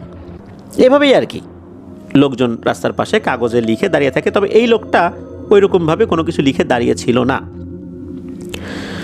গাড়িতে উঠে পড়েন, ওনাকে জিজ্ঞেস করা হয় যে আপনি কোথায় যাবেন। উনি কোনো উত্তর দেয় না, চুপচাপ থাকে। বারবার বলার পর উত্তর দেয় না, বিষয়টা বেশ রহস্যজনক মনে হয়। ওনারা পোর্ট সেন্ট জনস থেকে ওনারা যে শহরে থাকেন আর কি, তো সেই শহরে যে যাচ্ছিলেন দূরত্ব 180 কিলোমিটার ছিল। 180 কিলোমিটার কিন্তু কম দূরত্ব না, বেশ অনেক দূরত্বই বলতে হবে। আইডুজার যেই টাউনটা আর কি, তো ওই সিটিতে আসতে আরেকটি বড় শহর পড়ে, তার নাম হচ্ছে আমটাটা। ওনারা ভেবেছিলেন ওই মুরব্বিটা হয়তো বা ওই শহরে যাবে, তো ওনারা রওনা দিয়েছেন। রিয়াদ ভাই, জিতু ভাই অন্য কোনো একটা বিষয়ে কথা বলছেন, কিন্তু ওই মুরব্বিটা কোনো কথাই বলছে না। ওনারা যে খাবারটা নিয়েছেন, এই খাবারটা যে খাবেন, গাড়ির মধ্যে যে দুর্গন্ধটা হয়েছে, এই দুর্গন্ধের কারণে সেই খাবারটা খেতে পারছেন না। দুর্গন্ধের কারণে যেনারা কাঁচ খুলে দিয়েছেন, বাতাস ঢুকছে, দুর্গন্ধটা কম লাগছে। এরপর আবারও ওনাকে ওই আফ্রিকান ভাষাই বারবার প্রশ্ন করছিলেন যে কোথায় যাবেন, কোথায় গাড়ি থামাবো। লোকটা বরাবরই সবসময় চুপ করে আছে। বেশ কিছুক্ষণ পর মনে হচ্ছিল ওই লোকটা গোংরাচ্ছে, গোঙানি টাইপের এক ধরনের শব্দ পেছন থেকে আসছে। তবে সেটা খুব যে তীব্র এইটা না। জিতু ভাই আর রিয়াদ ভাই ওনারা ধারণা করেছেন এই লোকটার হয়তো বা কোনো হাঁপানির সমস্যা রয়েছে, শ্বাসকষ্টের সমস্যা রয়েছে, এই জন্য এরকম শব্দ করছে। হয়তোবা খুব তাড়াতাড়ি কোথাও নামবে, এরকমটা বলবে। ওনারা যখন গাড়ি চালাতে চালাতে ওই মিডিল যে একটা সিটি আমটাটা, ওই আমটাটার কাছাকাছি এসে পড়েছেন, তখন ওনারা একটা বিষয় খেয়াল করলেন, সেটা হচ্ছে পেছনে থাকা ওই লোকটার নাই, সেই দুর্গন্ধটাও নাই, ওই লোকটাও নাই। ওনারা কিন্তু 100 কিলোমিটার উপরে স্পিডে গাড়ি চালিয়েছিলেন। এই লোকটা কোথায় গেল? গাড়িতে ওনারা এক মুহূর্তের জন্য কোথাও থামান নাই। কোথায় গেল লোকটা? ওই লোকটার কোনো চিহ্নই পাওয়া গেল না। ওনারা দুজনই তো অবাক, এটা কিভাবে সম্ভব? এটাও কি সম্ভব? এত স্পিডে গাড়ি চালালাম, কখনো কখনো গাড়ি 150 কিলোমিটার স্পিডও হয়ে গিয়েছিল। এরকম স্পিডেতে কেউ গাড়ি থেকে নামতে পারবে না। এই লোকটা তাহলে কোথায় গেল? দুজনই বেশ হতভম্ব হয়ে যান, ভয়ও পান। যাই হোক, ওনারা সময় নষ্ট না করে ওই আমটাটা থেকে আইডুজার টাউনের উদ্দেশ্যে রওনা দিয়েছেন। মাঝখানে ওই পেট্রোল পাম্পে তেল নেওয়ার জন্য দাঁড়িয়েছিলেন, কিন্তু তেল নেওয়ার আগেই কিন্তু ওই লোক হাওয়া হয়ে গিয়েছিল গাড়ি থেকে। যাত্রাপথে ওনারা দোয়া দুরুদ পড়ছেন, যাতে করে আর কোনো সমস্যা না হয়। তো ওই সময় আর কোনো সমস্যা হয়নি। জিতু ভাই ওই রাত্রে রিয়াদ ভাইয়ের বাসায় ছিলেন। এই বিষয়টা নিয়ে ওনারা আলোচনা করছিলেন। এই বিষয়টা পরবর্তীতে আরও কয়েকজনের সাথে ওনারা শেয়ারও করেছিলেন। তারাও এইটার কোনো সুরাহা দিতে পারেননি। এই যে রিয়াদ ভাই, উনি কিন্তু সাউথ আফ্রিকাতেই বিবাহ করেছেন। ওনার একটি ছেলে সন্তানও আছে। এই ঘটনার বেশ কিছুদিন পর, সালটা 2018 মাস সেপ্টেম্বর হবে। তো সেদিন উনি কাজে বের হন নাই, শনিবার ছিল, বার এরকমটা ওনার মনে আছে। তো ওনার ওয়াইফ ডিউটিতে গিয়েছে। ওনার ওয়াইফ সাউথ আফ্রিকান পুলিশ সার্ভিসে জব করেন। তো তাদের কিন্তু বুলেট প্রুফ জ্যাকেট থাকে, কারণ ওইখানে বিশেষ করে সাউথ আফ্রিকাতে অনেকেই কিন্তু আর্মস নিয়ে ঘুরে বেড়ায়, হুটহাট করে পুলিশের উপরে গুলি চালায়। আর এমনি সাধারণ যারা আছে তাদের উপর তো গুলি চালাই। এই জন্য ওখানে যারা পুলিশে চাকরি করেন সবাই কিন্তু বুলেট প্রুফ জ্যাকেট সবসময় পরে থাকেন। উনি কোনো কারণে বুলেট প্রুফ জ্যাকেটটা নিতে ওই সময় ভুলে গিয়েছিলেন, তাড়াতাড়ি করে বের হয়েছেন। তো তার আবার নাইট শিফটের ডিউটি ছিল।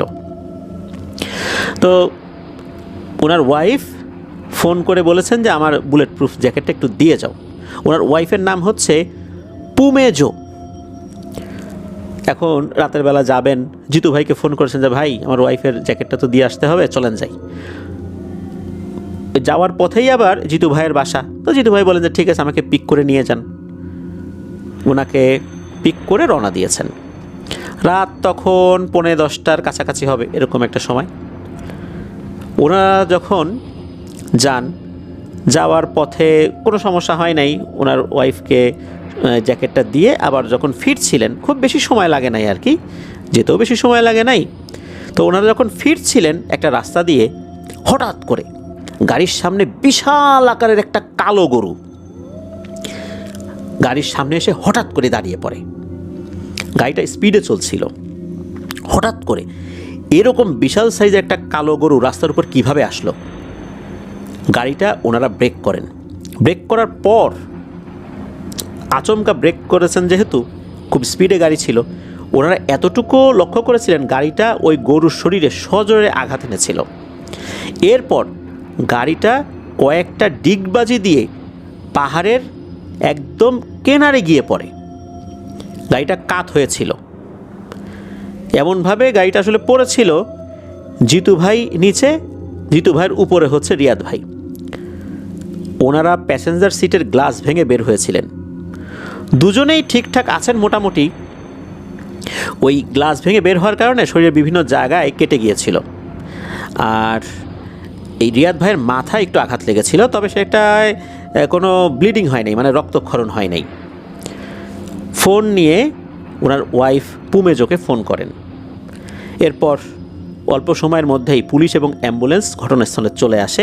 ঘটনাস্থলে আসার পর তাদেরকে আগে, যারা অ্যাম্বুলেন্সে এসেছিলেন তারা আগে চেক করে যে কোথায় কিভাবে আঘাত পেয়েছে, এটা চেক করেন। এরপর এটাও চেক করেন যে ওনারা ওই সময় ওয়াইন খেয়েছিলেন কিনা, অর্থাৎ মাতাল ছিলেন কিনা। দেখা গেল না, ওনারা সেটা করেননি। আর ওনার ওয়াইফও তো ওই সময় চলে আসেন ওইখানে। আর জিতু ভাই এবং রিয়াদ ভাই, ওনারা ওয়াইন তো দূরের কথা, বিড়ি সিগারেটও খেতেন না। যার কারণে ওনার ওয়াইফ বলেছিলেন যে এরা তো কোনো ধরনের কোনো নেশা জাতীয় জিনিস খায় না, নেশা করে গাড়ি চালানোর প্রশ্নই আসে না। তো পুলিশ বিভিন্নভাবে আশেপাশের আলামত সংগ্রহ করার চেষ্টা করছিল, কারণ সেখানে একটা অ্যাক্সিডেন্ট হলে তাদেরকে একটা রিপোর্ট করতে হয়, ইন্স্যুরেন্সের ব্যাপার থাকে, আর অনেক ধরনের ব্যাপার থাকে আর কি। ওখানে যে কোনো প্রাণী ছিল এমন আলামতও দেখা যাচ্ছে না। যেই গতিতে প্রাণীর সাথে আঘাতটা লেগেছিল গাড়ির, সেখানে তো ওই প্রাণীর শরীর থেকেও রক্তক্ষরণ হওয়ার কথা, এমন কিছুই বোঝা যাচ্ছে না। আর আরও একটা ব্যাপার, রাস্তার এপাশ ওপাশ কিন্তু কাঁটাতারের বেড়া রয়েছে। কোনো খরগোশও যে ওই কাঁটাতার ভেদ করে আসবে এই উপায় নাই। সেখানে বড় একটা গরু তো অনেক দূরের কথা। এখানে এইভাবে হঠাৎ করে গরু কিভাবে আসলো, এইটার কোনো উত্তর পুলিশও দিতে পারছে না, আর ওনারাও বুঝতে পারছে না। তবে ওনারা তো দুজনেই দেখেছিলেন গাড়ির সামনে গরু চলে আসছে। এটা আসলে কিভাবে সম্ভব? এরপর স্থানীয় একজন মসজিদের ইমাম, যিনি সোমালিয়ান ছিলেন, তাকেই ঘটনাটি বলেন। তবে উনি এই বিষয়টা সম্পর্কে তেমন কিছু বলতে পারেন নাই। শুধু এতটুকু বলেছেন, রাতের বেলা খুব বেশি গাড়ি ড্রাইভ করার দরকার নাই, তাহলে এরকম ঘটনা আবারও হতে পারে, এতটুকুই বলেছিলেন। আসলে এই যেই গরুর যে ব্যাপারটা, এটার সাথে কি এই অল্প কিছু মাস আগে ঘটে যাওয়া ওই কালো ব্যক্তিটার কোনো সম্পর্ক রয়েছে? এইটারও কিন্তু কোনো সুরাহা ওনারা করতে পারলেন না। এর বেশ কিছু মাস পর করোনা শুরু হয়ে যায়। করোনার প্রথম 3-4 মাস তো রিয়াদ ভাই কাজে যেতেই পারেন নাই। এদিকে জিতু ভাইয়ের ইউরোপে যাওয়ার ব্যবস্থা হচ্ছে না বলে উনি চিন্তা করলেন যে চাকরিতে ঢুকে যাই, আর কয়দিন এভাবে ঘোরাঘুরি করব। ওনাদের এলাকার অর্থাৎ মুন্সিগঞ্জের এলাকারই এক লোকের দোকানে, ওই লোকটা অর্থাৎ ওই দোকানের মালিক আবার তারই একরকম বন্ধু ছিল, তো সেখানে উনি কাজে ঢুকে যান। ওই দোকানে মালাউইর একজন নাগরিক কাজ করত। এই মালাউইর নাগরিকের সাথে কোনো একটা কারণে এই জিতু ভাইয়ের ঝামেলা হয়। এই মালাউইর ছেলেটি তাকে ঘুমন্ত অবস্থায় হাতুড়ি দিয়ে আঘাত করে মেরে ফেলে। এই বিষয়ে অনেক ঝামেলা হয়েছিল। এখানকার বাঙালি কমিউনিটি তার এক বন্ধুকে অর্থাৎ জিতু ভাইয়ের বন্ধুকে সন্দেহ করেছিল, যার মাধ্যমেই মূলত তিনি চাকরিতে গিয়েছিলেন। বিষয়টি সাউথ আফ্রিকার নিউজে এসেছিল। ওনাদের বাঙালি প্রবাসী আফ্রিকার কিছু ফেসবুক পেজেও এই ঘটনাটির কিন্তু উল্লেখ রয়েছে। জিতু ভাইয়ের ফ্যামিলি থেকে তার ফ্রেন্ডের ব্যাপারে মামলাও হয়েছে। জিতু ভাই আর নাই। জিতু ভাইয়ের ফেসবুক আইডির যেই নামটা আর কি, আইডির যেই লিঙ্কটাও এটাও আমাদেরকে দিয়েছেন। জিতু ভাই উনি এই দুটো রহস্যময় ঘটনার সাক্ষী হয়েছিলেন। জিতু ভাই আর আমাদের মধ্যে নাই।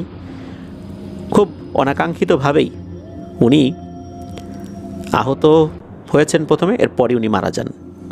খুব বাজেভাবে ওনাকে হত্যা করা হয়েছিল।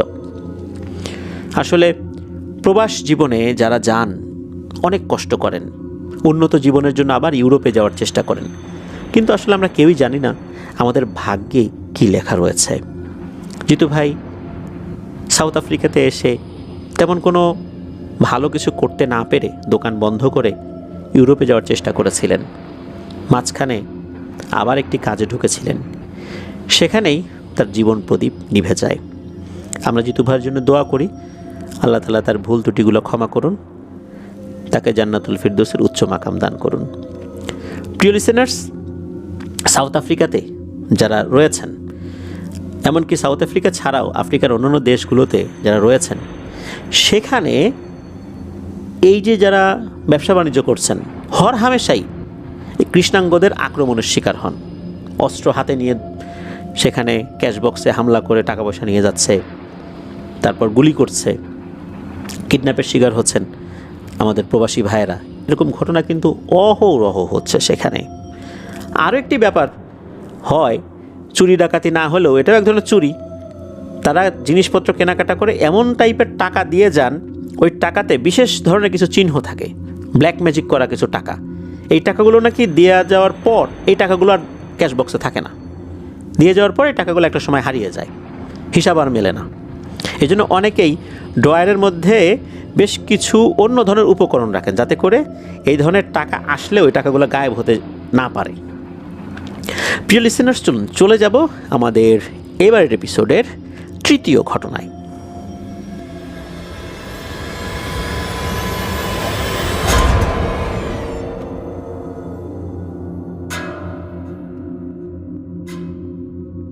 প্রিয় লিসেনার্স, এবারে যে ঘটনাটি আপনাদের সাথে শেয়ার করব, এই ঘটনাটি আমাদেরকে যিনি পাঠিয়েছেন উনিও একজন রেমিটেন্স যোদ্ধা ভাই, আর ওনার নাম মিঠু মাঝি। উনি ইটালির ভেনিস শহরে থাকেন, আর ওনার দেশের বাড়ি শরীয়তপুর জেলার নড়িয়া উপজেলার ঢালিপাড়াতে।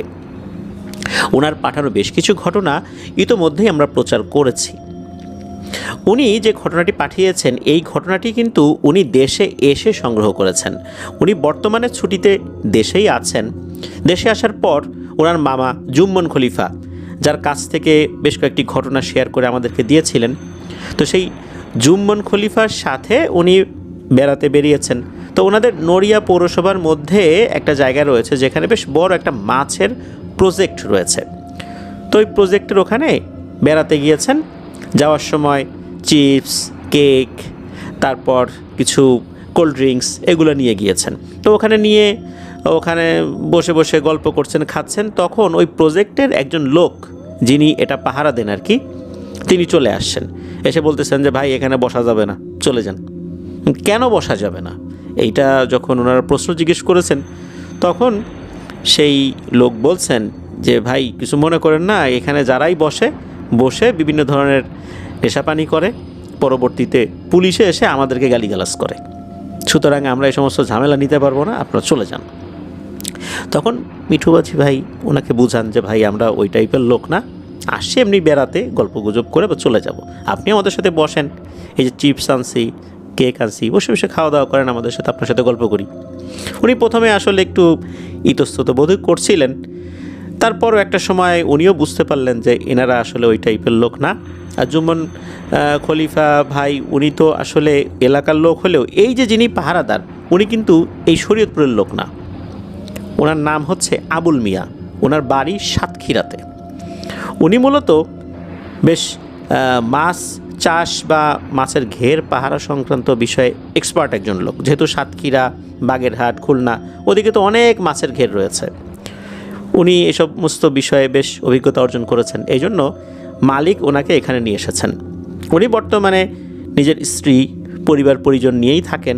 মালিক তার জন্য বেশ ভালো করে একটা থাকার বন্দোবস্ত করে দিয়েছেন, যার কারণে উনি এই কাজের সাথে একদম ওতপ্রোতভাবেই জড়িত হয়ে আছেন। উনি এই বিষয়টা যখন বলেন যে পরিবার নিয়ে উনি এখানে আছেন, বেতন টেতন কেমন পান, এই সমস্ত বিষয় যখন কথাবার্তা হলো, এরপর একটা পর্যায়ে এই মিঠু মাঝি ভাই তাকে জিজ্ঞেস করেন যে ভাই এই যে মাছের ঘের যে পাহারা দেন, ভয়ের কোনো ঘটনা ঘটে কিনা, ভূত প্রেত দেখেন কিনা? তখন উনি উত্তরে বলেছিলেন যে ভূত প্রেত নিয়েই তো আছি। এই কথা শোনার পর এই জুম্মন খলিফা আর মিঠু মাঝি ভাই বেশ নড়েচড়ে বসেন, বলেন যে ভাই বলেন তো ঘটনাটা কি, ভূত প্রেত নিয়ে আছেন বলতে এটার মানেটা কি? তখন এই আবুল মিয়া কয়েকটি ঘটনা শেয়ার করেন। এখানে যখন উনি এসেছেন, শুরুতে কিন্তু ওনার পরিবার পরিজনকে নিয়ে আসেন নাই। উনি যখন আসেন তখন একটা টং ঘরের মতো তৈরি করে দিয়েছিলেন মালিকের বাড়ি কিন্তু ওই প্রজেক্ট থেকে 5 মিনিটের পায়ে হাঁটা পথ।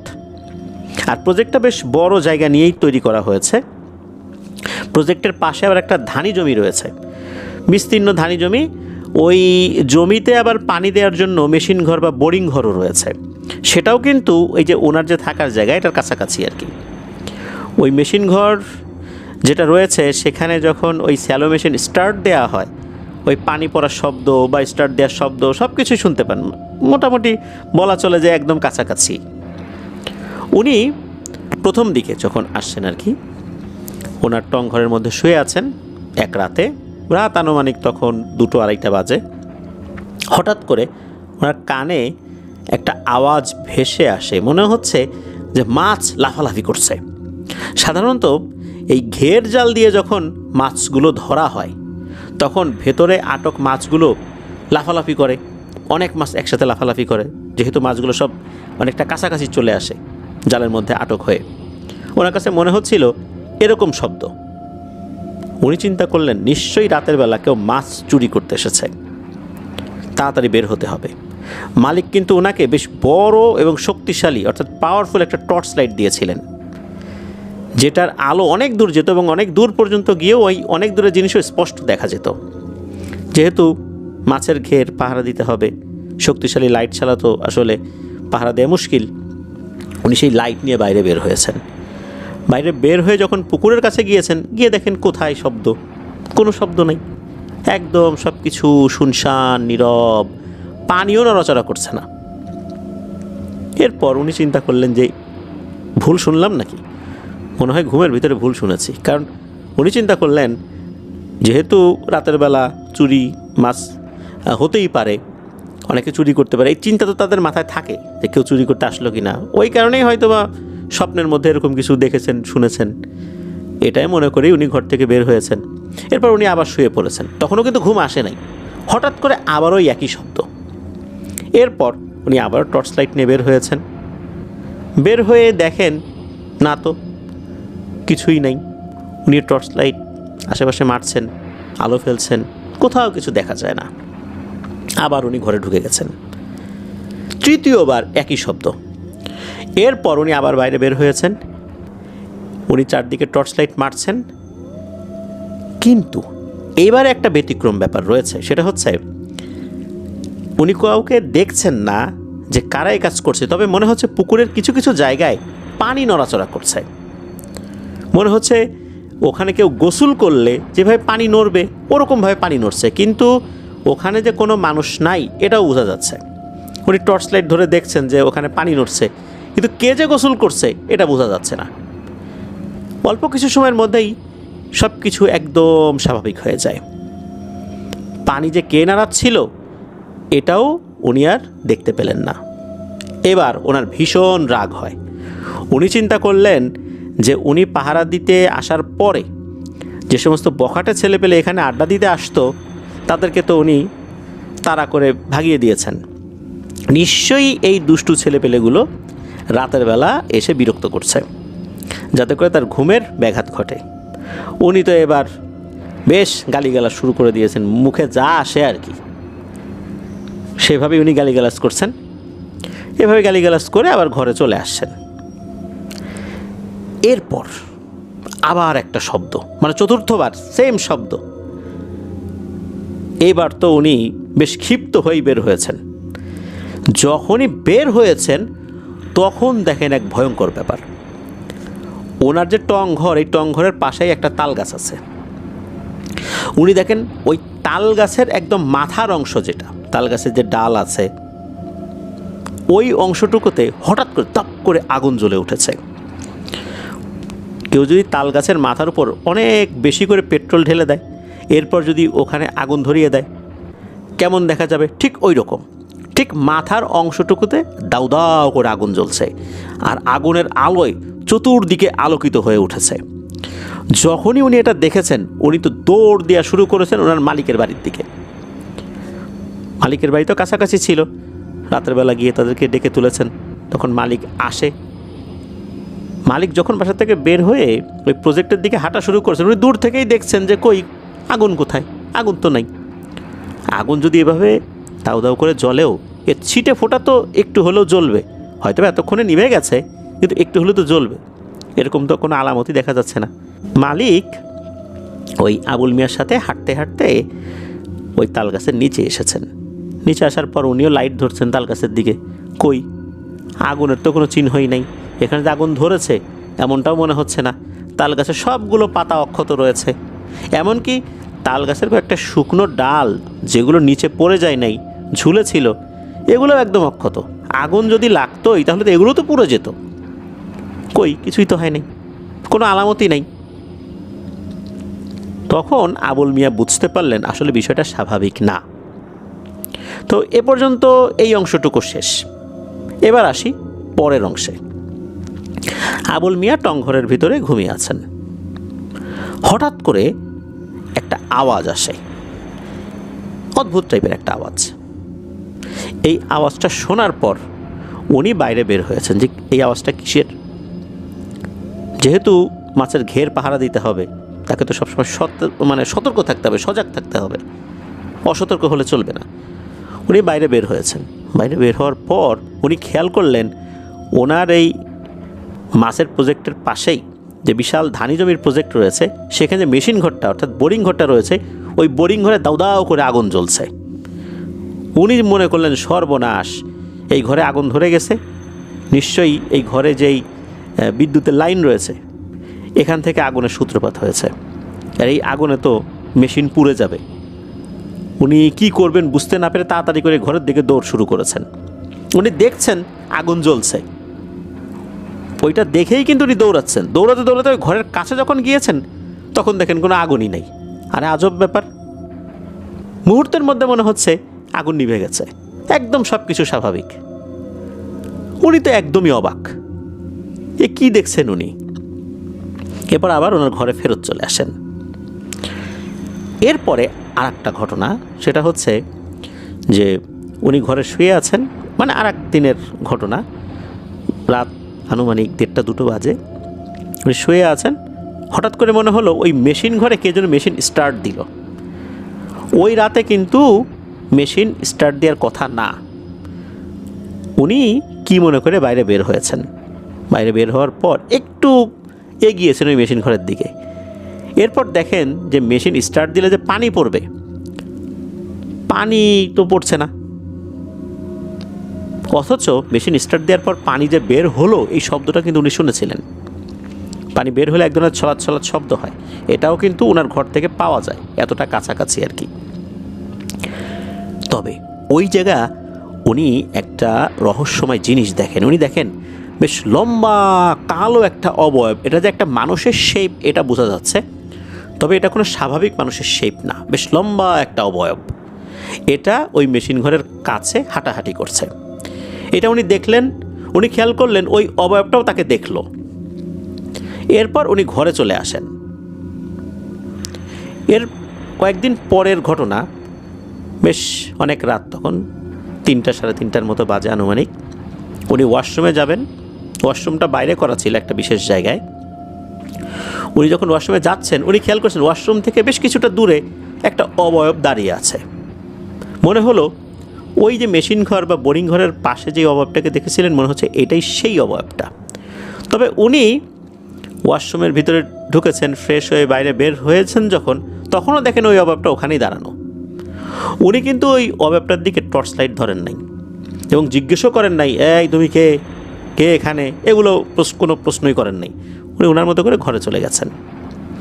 এরপরেও নাকি বিভিন্ন সময় ওই অবয়বটাকে উনি দেখেছেন, এখনও দেখেন, মাঝে মাঝে দেখেন।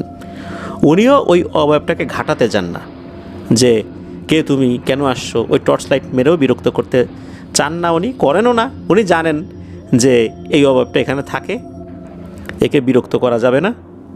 আর উনি মনে করেন যে ওই অবয়বটাও বুঝতে পারে যে আমি এখানে কাজ করতে আসছি, গরিব মানুষ, এটা দিয়ে আমার সংসার চলে, সুতরাং একে বিরক্ত করে লাভ কী। হয়তোবা ওই অবয়বটাও এই চিন্তা করে তাকেও কিছু বলে না, তার কোনো ক্ষতিও করে না। এখন তো সে তার বাচ্চা কাচ্চা নিয়ে আসছে, ওয়াইফ নিয়ে আসছে, তাদেরও কখনো ক্ষতি করে নাই।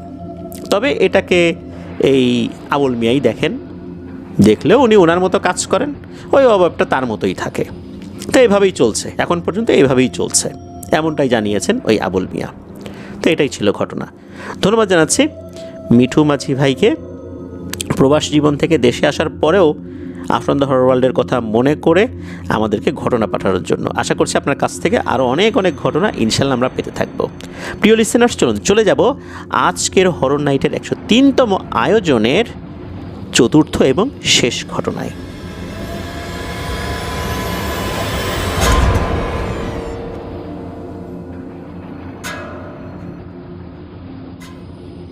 ফিরে এলাম প্রিয় লিসেনার্স আমাদের এবারের হরর নাইটের 103তম আয়োজনের চতুর্থ এবং শেষ ঘটনায়। ঘটনাগুলো কেমন লাগছে তা জানিয়ে এই ভিডিওর কমেন্ট সেকশনে কমেন্ট করতে ভুলবেন না। এছাড়া আমাদের ফেসবুক পেজ আর গ্রুপ তো রয়েছে আফনান দ্য হরর ওয়ার্ল্ড নামে, সেখানে গিয়ে আপনারা আপনাদের মতামত জানাতে পারেন। যারা আমাদের ফেসবুক পরিবারের সদস্য হননি তারা অনায়াসে আমাদের ফেসবুক পরিবারের সদস্য হয়ে যেতে পারবেন। আফনান দ্য হরর ওয়ার্ল্ড নামে আমাদের ফেসবুক পেজ এবং গ্রুপ রয়েছে, এই দুটো লিঙ্কও এই ভিডিওর ডেসক্রিপশনে দেওয়া রয়েছে। সেখান থেকে আপনারা আমাদের ফেসবুক পরিবারের সদস্য হয়ে আপনাদের মূল্যবান মতামতগুলোও কিন্তু সেখানে জানাতে পারেন। আপনাদের সাথে ঘটে যাওয়া বা আপনাদের জানা সত্য ভয়ের ঘটনাগুলো আমাদেরকে লিখে বা রেকর্ড করে afnanthehorrorworldbd@gmail.com এই ইমেল অ্যাড্রেসে ইমেল করতে পারেন। ইমেল অ্যাড্রেসের স্পেলিংটা বলে দিচ্ছি, AFNANTHEHORRORWORLDBD afnanthehorrorworldbd@gmail.com। চলুন ঘটনায় চলে যাই। এই ঘটনাটি আমরা যার কাছ থেকে পেয়েছি, ওনার কাছ থেকে আরও বেশ কিছু ঘটনা আমরা পেয়েছিলাম, সেগুলো শেয়ার করেছি। ওনার নাম নাশিতুর রহমান নাজমুল। ওনার বাড়ি জামালপুর জেলার সদর উপজেলার গোড়ারকান্দা গ্রামে। গ্রামকেন্দ্রিক ওনার এই ঘটনাটি। চলুন শুরু করি। গ্রামে কিন্তু সন্ধ্যা নামার সাথে সাথেই অশরীরীদের আনাগোনা একটা সময় অনেক বেড়ে যেত। যখন সন্ধ্যার পরপরই গ্রামের মানুষরা ঘুমিয়ে পড়ত। এখনও বাংলাদেশের অনেক প্রত্যন্ত এলাকা রয়েছে যেখানে সন্ধ্যার পরপরই মানুষ ঘুমিয়ে পড়ে, তবে সেই এলাকা এখন অনেকটাই কমে গেছে। একটা সময় সন্ধ্যার পরপরই মানুষ ঘুমিয়ে যেত, কারণ সেখানে ইলেকট্রিসিটি ছিল না, কাক ডাকা ভোরে অর্থাৎ আজানের পরপরই তারা উঠে পড়তেন। এই জন্য সন্ধ্যার পরপরই খাওয়া দাওয়া করে শুয়ে পড়তেন। যারা এশার নামাজ পড়ে শুতেন বড়জোর তারা একটু দেরি করে ঘুমাতেন, এছাড়া সবাই ঘুমিয়ে পড়তেন। এখন থেকে প্রায় 40-50 বছর আগে গ্রামীণ পরিবেশের সাথে এখনকার গ্রামীণ পরিবেশের বাস্তবতা অনেকটাই কম পাওয়া যায়। এখন দেখা যায় রাত 11টা-12টার সময়ও গ্রামের বাজার বা ছোটোখাটো মহল্লা যেগুলো রয়েছে সেখানে কিন্তু দোকানগুলো খোলা থাকে। দোকানে দেখা যাচ্ছে যে ইন্টারনেটের মাধ্যমে কিন্তু ইউটিউব থেকে বিভিন্ন মুভি, কার্টুন বা এগুলো কিন্তু মানুষ দেখছেন। গ্রামীণ পর্যায়ে এখন ইন্টারনেট চলে গেছে, ওয়াইফাই চলে গেছে। এছাড়া এমবি যারা ইউজ করছেন তারা তো ওয়াইফাই ছাড়াই ইন্টারনেট ব্যবহার করছেন। এখন দেখা যাচ্ছে গ্রামের অনেকেই গভীর রাত পর্যন্ত ফেসবুকিং করছেন, ইউটিউবে বিভিন্ন জিনিস দেখছেন। আসলে এখনকার বাস্তবতা আর তখনকার বাস্তবতার সাথে অনেক পার্থক্য। এই কারণেই আগেকার সময় সন্ধ্যার পরপরই মানুষ অনেক প্যারানর্মাল ঘটনার মুখোমুখি হতেন। এই ঘটনাটি মূলত এই নাশিদুর রহমান নাজমুল ভাইয়ের দাদার কাছ থেকে শোনা। ওনারা এটা প্রত্যক্ষ করেছেন। ওনার দাদারা 3 ভাই। বড় দাদার নাম আব্দুল হাকিম, ছোট দাদার নাম ওবায়দুল হক, আর ওনার দাদা উনি ছিলেন মেজো, ওনার নাম আবুল কাশেম। 70-এর দশকে ওনাদের পূর্বপুরুষদের যে বাড়িটা ছিল এটা ছিল পুরাতন পাড়ায়। এই পাড়া ওনাদের গোড়ারকান্দা গ্রামের পূর্ব দিকে। ওনাদের বর্তমান বাড়ি থেকে এই পুরাতন পাড়া প্রায় 2 থেকে 3 কিলোমিটার দূরে। এই পুরাতন পাড়ায় বসতবাড়ির জমি সংকটজনিত কারণে সেখান থেকে ঘরবাড়ি তুলে নিয়ে এসে বেতঘর বিলের পাশে 80-র দশকে ওনার দাদারা বসতি স্থাপন করেন। এই বাড়ি স্থাপন করার পরে নাকি ওনার দাদাসহ অনেকেই রাতে এই বিলে বা মাঠের চারপাশে আগুনের গোলা ভেসে ভেসে এক জায়গা থেকে আরেক জায়গায় চলাচল করতে দেখতেন। দাদারা গ্রামের মানুষ এসব বিষয় বা ঘটনা স্বাভাবিকভাবেই নিতেন। এতে ভয় বা আতঙ্কিত ওনারা হতেন না, কারণ তখনকার সময় গ্রামে এই সমস্ত ব্যাপারগুলো স্বাভাবিকই ছিল। এমন এক রাতে ওবায়দুল দাদা পুরাতন বাড়ি থেকে ওনাদের এই নতুন বাড়িতে ফিরছিলেন। ওনাদের এই নতুন বাড়ির পূর্ব পাশে একটা ব্রিজ ছিল আধা কিলোমিটার দূরে। ওই ব্রিজের সামনে ঘটে একটি ঘটনা। দাদা একটা লাইট নিয়ে পথ চলছিলেন। এই ঘটনাটা কিন্তু 90-এর দশকে। তখন কিন্তু ব্যাটারি চালিত লাইট পাওয়া যেত। দাদা যখন ওই ব্রিজের কাছাকাছি চলে এসেছেন, ব্রিজ পার হয়েছেন, তখন তিনি একটা জিনিস লক্ষ্য করেন। তিনি দেখলেন একটা আগুনের গোলা মাঠের ভেতরে দৌড়াদৌড়ি করছে। দাদা তো এটা দেখেই বুঝতে পেরেছেন বিষয়টা কি। ওনারা এটাকে পেতনি বলতেন। দাদার কাছ থেকে শোনা যায় যে এই বেতঘর বিলে নাকি রাতের বেলা মহিষের দল দেখতে পাওয়া যেত। যারা এই বিলে রাতে মাছ ধরতে আসতো তারা প্রায়ই এই মহিষদের দেখতে পেত। তারা কাদায় মাখামাখি করত, আবার হাঁকডাক করত, কিন্তু সকালবেলা এই মহিষদের আর কোনো খোঁজ পাওয়া যেত না। আশেপাশের এলাকায় খোঁজ নিয়ে এই মহিষগুলোর কোনো মালিকই খুঁজে পাওয়া যেত না। আবার কখনো কখনো নাকি এই বেতঘর বিলে সোনার নৌকা ভেসে উঠত। আগের দিনে নাকি অনেকেই এই সোনার নৌকা দেখেছে। এখনও নাকি এই নাজমুল ভাইদের বাড়ি ছাড়া আশেপাশে বেশ অনেক দূর পর্যন্ত ঘরবাড়ি নাই। গুগল ম্যাপে গোড়ারকান্দা গ্রাম সার্চ দিলে নাকি এটা বোঝা যেতে পারে বলে উনি জানিয়েছেন। তাহলে আমরা এটা থেকে অনুমান করতে পারি সেই 70-এর দশকে বা 60-এর দশকে এই বেতঘর বিলের নির্জনতা কেমন ছিল। দিনের বেলাতেই নাকি কেউ একা নামতো না এই বেতঘর মাঠে। এখন যে ঘটনাটি বলবো এই ঘটনাটার সাক্ষী এই নাজমুল ভাইয়ের বড় দাদা আব্দুল হাকিম। দাদারা আগে অনেক গরু পালতেন। পুরাতন পাড়ায় যখন ওনারা থাকতেন সেখানে এত গরু পালন করা সম্ভব ছিল না, কারণ সেই জায়গায় এমনিতেই বসতবাড়ির জমির সংকট। তার উপর আবার এই গোয়াল ঘর যদি বড় করে তৈরি করতে হয় তাহলে তো সমস্যা হয়ে যাবে। এই জন্য ওভাবে তারা বেশি গরু পালন করতে ওখানে পারেন নাই। যেহেতু এখন এদিকে চলে আসছেন, এই গরু পালনের জন্য এই বেদঘর মাঠে কয়েকজন মিলে বেশ বড় করে গোয়াল ঘর তৈরি করেছিলেন। দিনের বেলা এগুলো মাঠে চড়ে ঘাস টাস খেত, রাত হলে আবার এই গোয়ালে গরুগুলোকে রাখা হতো। ওই সময়ে চুরি ডাকাতি বেশ ভালোই হতো, বিশেষ করে এই গরু চুরির ঘটনা। তখন কি হতো, এই গরুগুলোকে পাহারা দেবার জন্য কাউকে না কাউকে রাখা হতো। তো দাদার বাবা উনি সিদ্ধান্ত নিয়েছিলেন যে এই 3 সন্তানদের মধ্যে কাকে ওখানে রাখা যায়। তো বড়জন যিনি হাকিম দাদা, তাকেই মূলত ওই গোয়ালের গরু পাহারা দেবার জন্য উনি নিযুক্ত করেন। ভাইদের মধ্যে উনি সবার বড়, আর ওনার নিজস্ব গরুও ছিল বেশি, তাই তাকেই এই মাঠে গরুদের দেখাশোনা করার জন্য থাকতে হতো। দাদা যে একাই এই মাঠে থাকতেন বিষয়টা কিন্তু সেরকম না, আরও অনেকেই ছিল এই গরু পাহারায়। যার যার গোয়াল ঘর সে পাহারা দিত। দাদাদের গোয়াল ঘর ছিল, দাদা পাহারা দিতেন। আবার আর একজনের অনেকগুলো গরু ছিল, সে আর একটা জায়গায় গোয়াল ঘর তৈরি করেছিল, সে সেখানে পাহারা দিত, এভাবে আর কি। তো গোয়াল ঘর এক পাশে একটা টং চকি ফেলে সেখানে ঘুমানোর ব্যবস্থা করা হয়। মাঠের ধান সহ নানা ফসলের চাষবাস তো সেখানে করা হতো, তো এখান থেকেই সেগুলোও পাহারা দেওয়া হতো। সকালে কেউ মাঠে এলে তাদের কাছে খাবার পাঠিয়ে দিত, আবার রাতের জন্য কেউ গিয়ে ভাত তরকারি দিয়ে আসতো। যে রাতে ঘটনা ঘটে সেটা ছিল আমন ধান কাটার পরে অগ্রহায়ণ মাস। তো মাঠের ধানগুলো কাটা শেষ, ধান তোলা হয় গোয়ালের পাশেই। এই ধানগুলোকে ঝাড়াই ও মাড়াই করার জন্য গোয়ালের পাশে খোলা বানানো হতো। সেখানে ধানের আটি থেকে ধান মাড়াই করা হলে এই মাড়াই করা ধান আবার পাঠিয়ে দেওয়া হতো এই পুরাতন পাড়ায় ধান সিদ্ধ ও শোকানোর জন্য।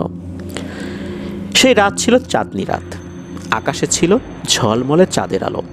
তো দাদা রাতে খাওয়া দাওয়া সেরে ঘুমিয়ে পড়েন। ঘুম যখন ভাঙে তখন রাত কয়টা বাজে উনি বলতে পারেন না, না জানাটাই স্বাভাবিক, কারণ ওই সময় উনি ঘড়ি পাবেন কোথায়। ঘুম ভেঙে যাওয়ার পর দাদা চিন্তা করলেন একটু জল বিয়োগ করে আসি, কারণ ওই সময় ওনার জল বিয়োগের একটা জরুরত দেখা দিয়েছিল। তো উনি টংঘর থেকে বাইরে বের হয়েছেন। বের হয়ে উনি জল বিয়োগ করে আবার ওনার থাকার জায়গার দিকে যখন আস্তে আস্তে গুটি গুটি পায়ে হেঁটে আসছেন, কি মনে করে উনি আকাশের দিকে তাকিয়েছেন। ওই সময় উনি যা দেখেছেন তাতে তো দাদার চক্ষু ছানা বড়া। উনি আকাশের চাঁদের আলোয় দেখলেন আকাশে একটা পালকির বহর যাচ্ছে। পালকির বহরের সামনে 10-12টা মানুষের মতো অবয়ব, পেছনে 8 থেকে 10 জনের মতো অবয়ব। পালকিটা চকচক চকচক করছিল। পালকিটা খুব সুন্দর করে সাজানো ছিল, আর যে অবয়বগুলো ছিল এদের সবার গায়েই সুন্দর পোশাক ছিল। সাদা পোশাকের মধ্যে অনেক কারুকাজ করা ছিল, এটা বোঝা যাচ্ছে। জ্যোৎস্না রাতে আকাশের দিকে তাকালে সব কিছু কিন্তু অনেকটাই স্পষ্ট বোঝা যায়। দাদা এটা দেখে বুঝে গেছেন যে এটা কী হতে পারে। তিনি তাড়াতাড়ি করে ওনার টং ঘরে ঢুকে পড়েছেন এবং শুয়ে শুয়ে আল্লাহর নাম জপতে থাকেন যে আমি যে এই জিনিসগুলো দেখলাম, এই জিনিসগুলোকে আবার আমাকে দেখে ফেলেছে কিনা, এরা দেখলে আবার না কোনো ক্ষতি টতি করে। দাদা পরবর্তীতে জানিয়েছিলেন এই পালকির বহরটা জিনের বিয়ের একটা বহর ছিল। তারা মূলত এই বিয়ের বহরগুলো রাতের বেলা চলাচলের ক্ষেত্রে হোক বা দিনের বেলাতেই হোক কিছু নিয়ম মেনে চলে। রাতের বেলা চলাচলের ক্ষেত্রে বিয়ের বহর কিন্তু কেউ দেখে না, বিয়ের বহর অদৃশ্য করেই তারা নিয়ে যায়। কিন্তু রাতটা অনেক গভীর হওয়ার জন্য হয়তোবা তারা চিন্তা করেছে যে অদৃশ্য করার দরকার নাই, এমনিতেই নিয়ে যাই। অথবা তারা নিজেরাও বুঝতে পারেন নাই যে দাদা এটাকে দেখে ফেলবেন, তারা হয়তো অদৃশ্য করে নিয়ে যাচ্ছিল। কোনো একটা কারণে আল্লাহর ইচ্ছায় দাদা দেখে ফেলেছেন। এখন থেকে আরও অনেক আগে গ্রাম তো অনেক নির্জন ছিল, এই জন্যই হয়তো বা জিনেরা ওভাবে খেয়াল করেনি যে তাকে বা তাদেরকে কেউ দেখছে। আর এই সমস্ত জিনিস দেখা নাকি সবার ভাগ্যে জোটে না। হাকিম দাদার ভাগ্য ভালো ছিল, উনি দেখে ফেলেছিলেন। শোনা যায় যে দিনের বেলা যদি বিয়ের বরযাত্রীরা যায় তাহলে তারা নাকি ঘূর্ণি বাতাসের মাধ্যমে যেতে থাকে, যেটাকে অনেকে বানকুড়ালি বলে। এমন শোনা যায় যে এই ধরনের ঘূর্ণি বাতাস যদি কেউ দেখে অনেকেই নাকি কাছে গিয়ে মিষ্টি খেতে চায়।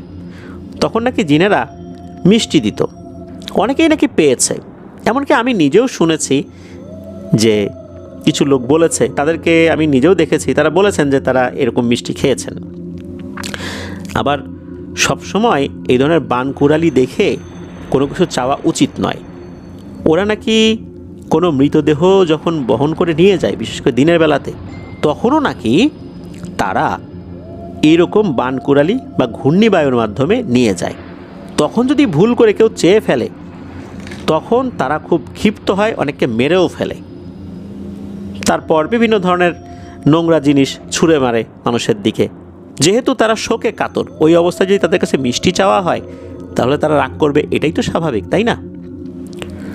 তো এরকম ঘটনাও কিন্তু ঘটে। তো এরকম একটা ঘটনা ওনাদের এই গোড়ারকান্দা যেটা আর কি, এটার পূর্ব পাশে সদারিকান্দা মাঠে ঘটেছিল। এক ব্যক্তি ধানের জমিতে সেচ দিচ্ছিলেন, দিনের বেলা না, রাতের বেলা। এই সেচ দিচ্ছিলেন তিনি ডিজেল চালিত একটা স্যালো মেশিনে। দিনের বেলা সেচ দেয়া শেষ হয়নি, এই জন্য রাতের বেলাতেও সেচ দিতে হচ্ছিল। তিনি মেশিন চালু করে রাতে খেয়ে একটু বিশ্রাম নিচ্ছিলেন। যেখানে বিশ্রাম নিচ্ছিলেন তার একটু পাশেই ওই মেশিনটা ছিল, একটা টং ঘর বানানো ছিল, তো ওইটার মধ্যে উনি বিশ্রাম নিচ্ছিলেন। ওই ঘরে আবার একটা বাঁশ দিয়ে বানানো চৌকি ছিল। উনি একটু ঝিমুতে ঝিমুতে ঘুমিয়ে পড়েছেন। একসময় একটা অদ্ভুত শব্দে তার ঘুম ভেঙে যায়। উনি দেখলেন মেশিন বন্ধ, কিন্তু শব্দটা এমন মনে হচ্ছে অনেকগুলো শূকর একসাথে যেরকম ঘোত ঘোত আওয়াজ করে ওই রকম ঘোত ঘোত আওয়াজ হচ্ছে। উনি চিন্তা করলেন ঘটনাটা কি, মেশিন বন্ধ। তো ওনার কাছে টর্চ লাইট ছিল, উনি টর্চ লাইটের আলো জ্বালালেন। উনি চিন্তা করলেন যে এই শব্দটা কোত্থেকে আসে দেখি তো। উনি বাইরে বের হয়ে যখন টর্চ লাইটের আলো জ্বালিয়েছেন, তখন উনি যেটা দেখেছেন, এটা দেখে তো ভয়ে ওনার অবস্থা খারাপ হয়ে যায়। উনি দেখলেন আসলেই একদল শূকর, এই শূকরগুলো বিশাল বড় বড় আকৃতির, বেশ কিছু শূকর, এরা একটার একটার সাথে মারামারি করছে। ধান ক্ষেতের ভিতরে ঢুকে এরকম মারামারি করছে, আর ধান ক্ষেত একদম শেষ করে দিচ্ছে। এরকম বিশাল সাইজের শূকরগুলো যদি ধান ক্ষেতের ভিতরে ঢুকে মারামারি করে, ওই ধান ক্ষেত কি আর ভালো থাকে? উনি বুঝতে পারলেন যে আশেপাশের 10 গ্রামে কেউ শূকর পালে না, তাহলে এগুলো কোত্থেকে এলো? আর এত বড় সাইজের শূকরগুলো, এগুলো তো আসার এভাবে কথা না। উনি বুঝতে পারলেন এগুলো আসলে কি। উনি যেহেতু টর্চ লাইট ধরেছেন, ওই সময়ে টর্চ লাইটের আলো যখন ওই শূকরগুলোর গায়ের উপরে পড়েছে, উনি দেখলেন এগুলো চোখ অস্বাভাবিক রকমের লাল টকটকে। উনি চিন্তা করলেন এগুলো যদি এখন তাকে এসে আক্রমণ করে, ওনার তো আর বাঁচার উপায় নেই। ওই মাঠ থেকে কিছুটা দূরে ওনার এক বন্ধু, যার নাম হচ্ছে মাসুদ, তার বাড়ি ছিল। উনি ওখান থেকে দিয়েছেন এক দৌড়ে ওই বাড়িতে চলে আসছেন। এসে তাদেরকে ডেকে তুলেছেন, বললেন যে আমি এরকম জিনিস দেখছি, ভয় পাইছি। তখন ওনারা গ্রামের যে সাধারণ চিকিৎসা, যেটা সবসময় আমরা বিভিন্ন ঘটনার মধ্যে বলি বা শুনি, লোহা গরম করে আগুনে ডুবিয়ে সেই পানি খাইয়ে দেয়া, তারপর পানির মধ্যে লবণ দিয়ে সেই পানি খাইয়ে দেয়া, গোসল করিয়ে দেয়া, এরকমটা ওনারা করেছিলেন আর কি। পরবর্তী দিন সকালবেলা ওই ক্ষেতগুলো যখন পর্যবেক্ষণ করতে যাওয়া হলো, তখন দেখা গেল সব কিছু ঠিকঠাক, কিছুই হয়নি। আর ওই মেশিন যেটা চলছিল, ওটা মূলত তেল শেষ হয়ে আপনা আপনি বন্ধ হয়ে গিয়েছিল। এই যে যেই ঘটনাগুলো, গ্রামে কিন্তু এরকম অনেক ঘটনা ঘটে। এখনকার দিনে অনেকে এই ঘটনাগুলো বিশ্বাস করতে চান না। কেউ কি আর বলবেন যে পালকি আকাশে ওড়ে? নিশ্চয়ই না। পালকি কি আকাশে উঠতে পারে? আবার ঘূর্ণিবায়ু থেকে আবার মিষ্টিকেও দিতে পারে? বা ঘূর্ণিবায়ু থেকে কেউ কি নাপাকি কোনো জিনিস বা ময়লা আবর্জনা ছুঁড়ে মারতে পারে? ঘূর্ণিবায়ু হয় বিভিন্ন প্রাকৃতিক কারণে, বায়ুর চাপের তারতম্যের কারণে, টেম্পারেচারের কারণে। এটা তো সায়েন্সও বলে। তাহলে এটার সাথে ওইটার সম্পর্ক কি? এটা তো অনেকে বিশ্বাস করতে চাইবেন না, তাই না? এরকম অনেক জিনিস ঘটে যেটার আসলে কোনো ব্যাখ্যা হয় না, আমরা ওভাবে ব্যাখ্যা দিতেও পারি না। কিন্তু আমরা কোনো কিছু বিশ্বাস করি আর না করি, যা সত্য সেটা কিন্তু আমাদের বিশ্বাস করা না করার উপর নির্ভর করে না। সত্য সত্যই।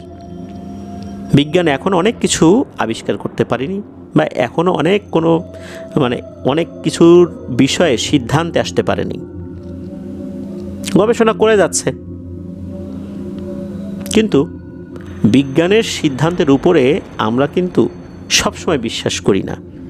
যা কোরআনে রয়েছে, হাদিসে রয়েছে, সেটাতে আমরা বিশ্বাস স্থাপন করি। কেননা আমরা গায়েবের অনেক বিষয়ের উপরে বিশ্বাস স্থাপন করি। সেই হিসাবে জিন আল্লাহ তাআলার সৃষ্টি, তাদের একটা জগৎ রয়েছে। যেহেতু তারা মানুষের অনেক কাছাকাছি চলাচল করে, তাই মানুষের সাথে তাদের যোগাযোগ হয়েই যেতে পারে, মানুষ তাদেরকে দেখতেই পারেন। এই দেখাদেখিগুলো ভয়ঙ্করভাবেই অধিকাংশ সময় হয়ে থাকে। এভাবেই অনেক ভয়ের ঘটনার জন্ম নেয়। আর এই ধরনের সত্য ভয়ের ঘটনাগুলোই আমরা প্রচার করার চেষ্টা করি প্রিয় লিসেনার্স। আপনাদের সহযোগিতায় ইনশাল্লাহ আমরা অনেকটা পথ এগিয়ে যেতে চাই। আজকের এপিসোড এ পর্যন্তই ছিল। ধন্যবাদ জানাচ্ছি যারা আমাদেরকে ঘটনা পাঠিয়েছেন। আপনাদের কাছ থেকে আরও অনেক ঘটনা ইনশাল্লাহ আমরা ভবিষ্যতেও পাবো। প্রিয় লিসেনার্স, আজকের এপিসোড থেকে বিদায় নিব।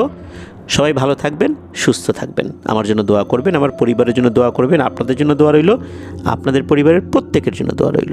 মহান আল্লাহ সুবহানাহু ওয়া তাআলা আমাদেরকে ভালো রাখুন, সুস্থ রাখুন, নিরাপদে রাখুন, আফনান দ্য হরর ওয়ার্ল্ডের সাথে রাখুন। আসসালামু আলাইকুম।